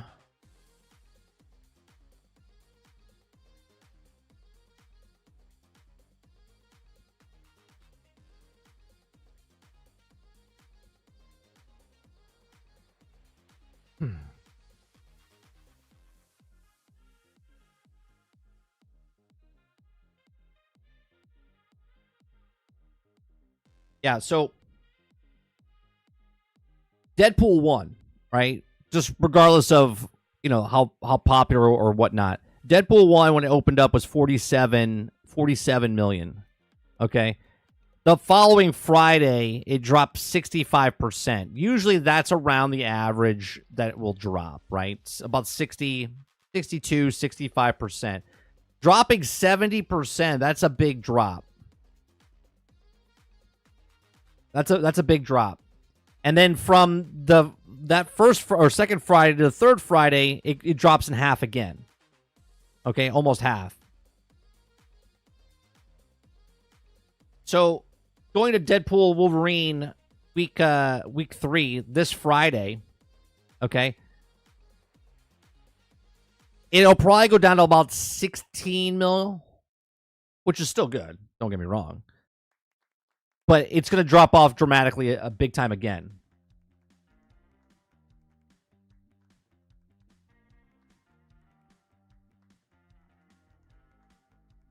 Like, see, 77% drop. When did this come out? This came out in Deadpool 2 was what year? 2018. So this is before Endgame and stuff all came out. Okay. 53 mil to 12 mil the following week. 77% drop. And then it just died off. Right? And it ended up with 734, right? Which did better than Deadpool 1. Oh, no, it's just a little less than Deadpool 1.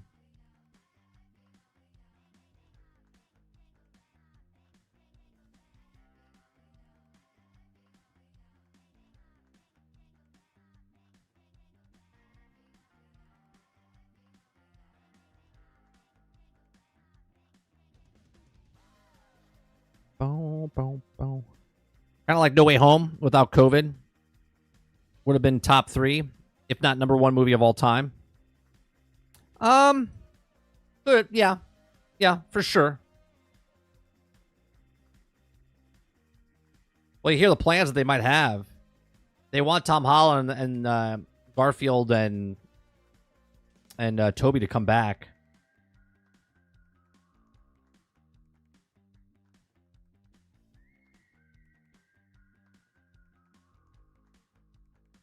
Can you imagine those 3 guys and Downey in like an Avengers film?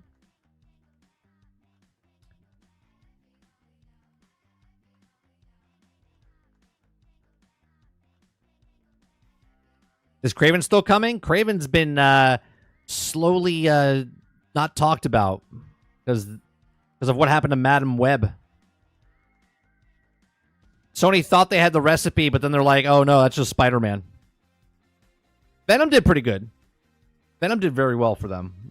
But they thought the rest of the characters would transition. And boy, were they wrong.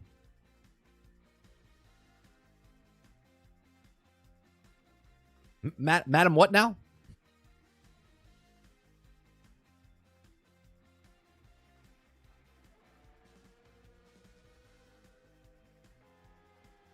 Yeah, Twister's actually doing pretty good. Twister's right now, it's made 274 mil.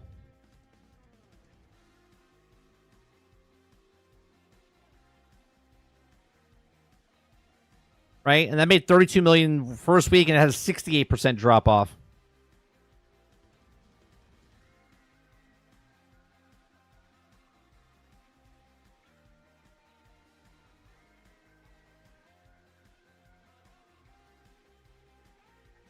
Madam Web seems to have been written by YA writers for or young writers or kids straight out of high school. Maybe. Robert Jones says, I fell asleep at Madam Web twice.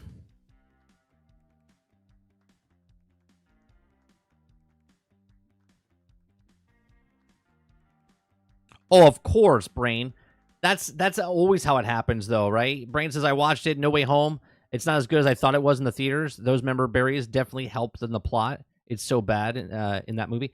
If you go back and watch Endgame, Endgame is not as good as a film as it was when I watched it in theaters. It's just not. There are so many loopholes.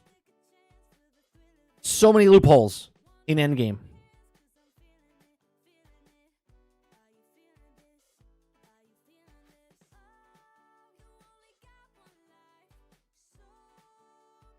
But as an end film of the bookend between Iron Man and Endgame, it's a fantastic run.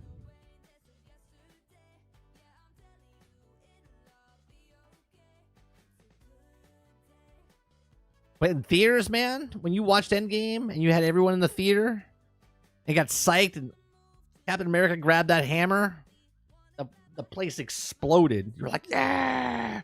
It was amazing.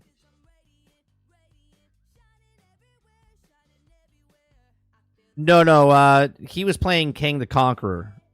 That was Jonathan Majors, Nate.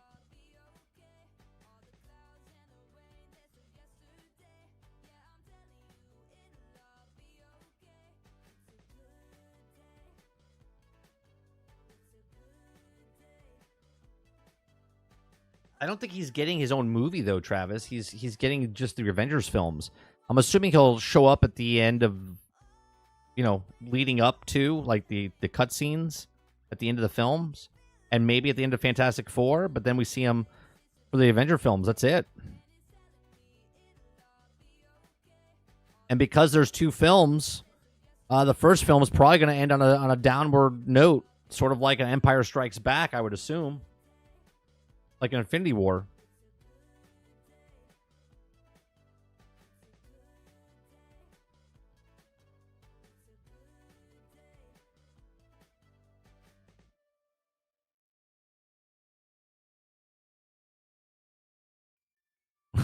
You almost pissed yourself in the theater. That's dedication. Dedication.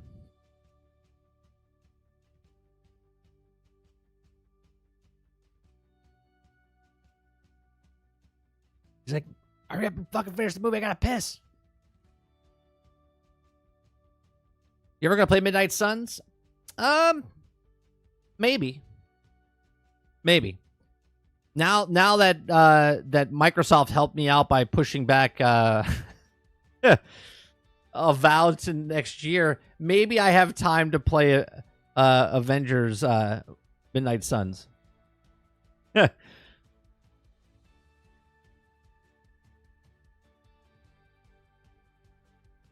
Or, not Avengers, Marvel's Midnight Suns.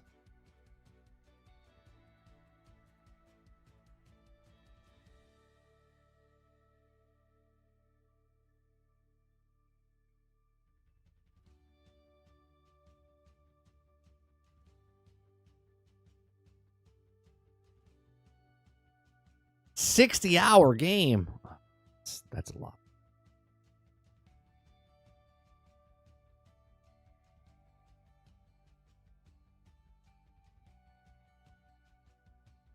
Yeah, I can see them doing something like that, Okuda Papa.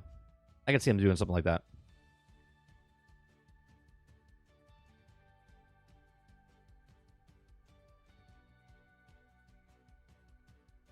Yeah, I think they go all out, and I think what he said on stage was the same task, different mask. And I think it would be pretty ballsy to do this, and I think they should do this 100%. Okay? I think they should end his films with everyone gone. Everyone gone. That way, they can recast all the characters. I said this on the podcast. They can recast Captain America and Iron Man and Black Panther. It's like a big reset button. They just...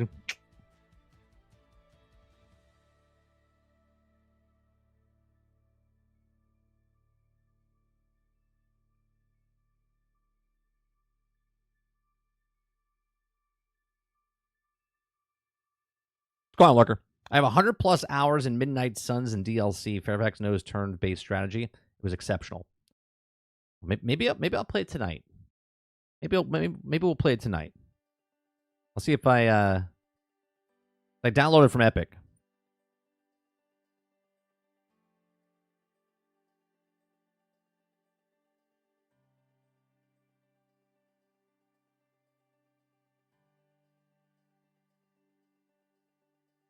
Yeah, I think that's what they do, Jason, right?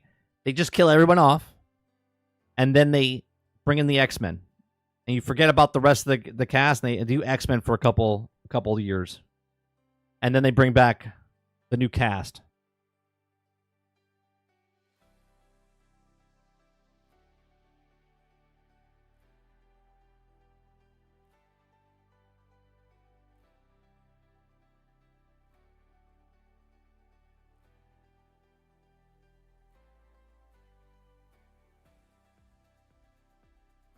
That's what I'm saying. Doom succeeds and kills everyone. Not only do you now extend the universe of the Marvel that we have. But Robert Downey Jr. came in and created the MCU, and he comes in and ends the MCU. That would be cool. That'd be cool.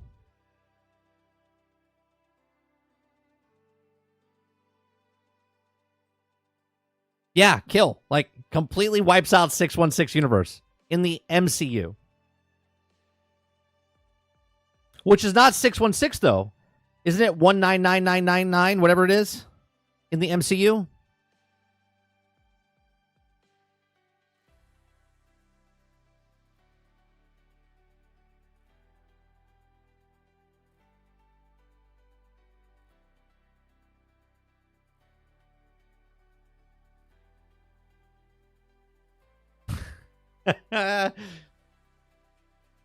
I am not watching the Fantastic Four because I'm just tired of seeing Pedro Pascal. I am. Maybe I'll watch it and then put a TikTok filter on him, so every time he's on screen, it changes to someone else's face. I am just so tired of Pedro Pascal.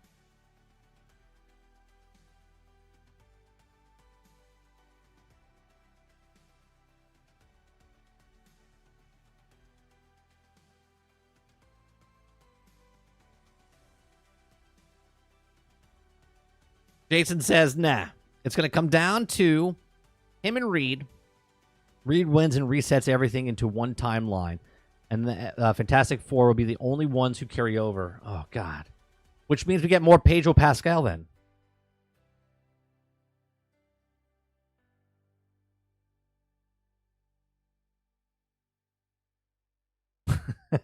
Ron says Pedro should be the Solid Snake in the Metal Gear movie. Yeah, might as well. You could also redo him as Batman, put him in as Superman. Like, just keep bringing him in.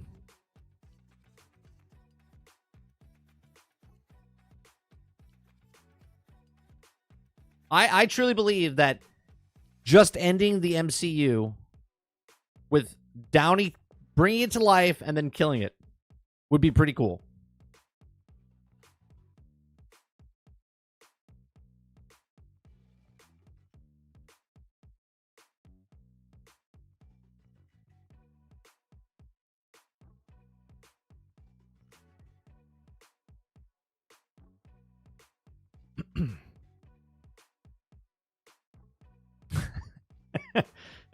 If Pedro just needs to get put on Game Pass, yeah, might as well. Why not? He's just everyone. That's it. That's it. I got it. Robert Downey plays every character known to man against Pedro, who plays every other person known to man. And it's just Pedro versus Robert Downey Jr., and then they battle to the death. That's it. That's it. It's the multiverses. Right? All of Pedro's characters come into this world, and then they go up against all of Robert Downey's characters in that world.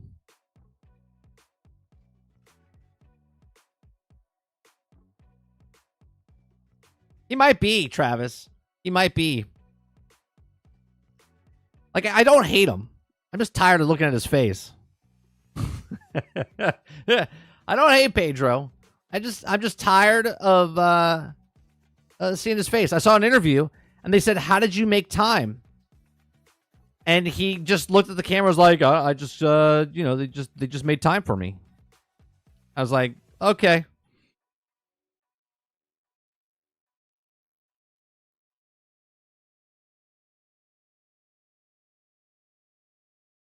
And nobody's allowed a job. Pedro takes it all.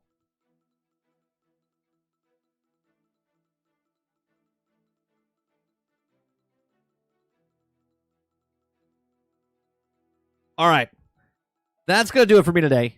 We'll be back tonight, 8 p.m. Eastern. We're going to be playing some video game. I don't know what the video game is yet, but we're going to be playing some game. 8 p.m. tonight.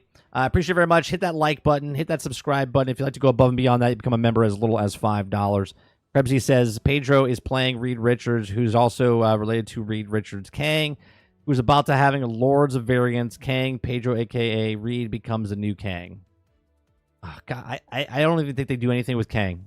I think they do nothing with Kang. They do nothing with Kang.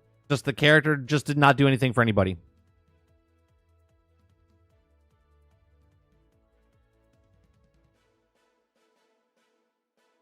Midnight Suns, you promised. When did I say promised? Did I piggy swear? Did I piggy swear? I don't remember piggy swearing. I said we'll see. That's what I said.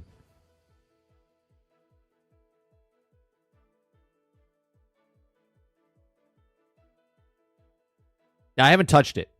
So I'll be if I do play it, I'll play. I have to download it, and I would have to learn the whole fucking thing. So we might play that tonight. Maybe I'll put it on tonight, and we'll check it out. I mean, you said if not, you can't play Fallout for 76 for 3 months. I don't know when I said any of this stuff, Travis. I have a really good memory, and I don't remember saying any of that. Yeah, pinky swear. I'm not gonna pinky swear we're playing Midnight Suns tonight, but it's most likely we're gonna play Midnight Suns tonight. We'll give it a shot. But find out 8 p.m. Eastern tonight, right here on 30 NSG. And thank you very much for coming out, hanging out with us, enjoying the rest of your day, your evening, your afternoon, or wherever you are. Thanks, sir. Talk to you later. Peace.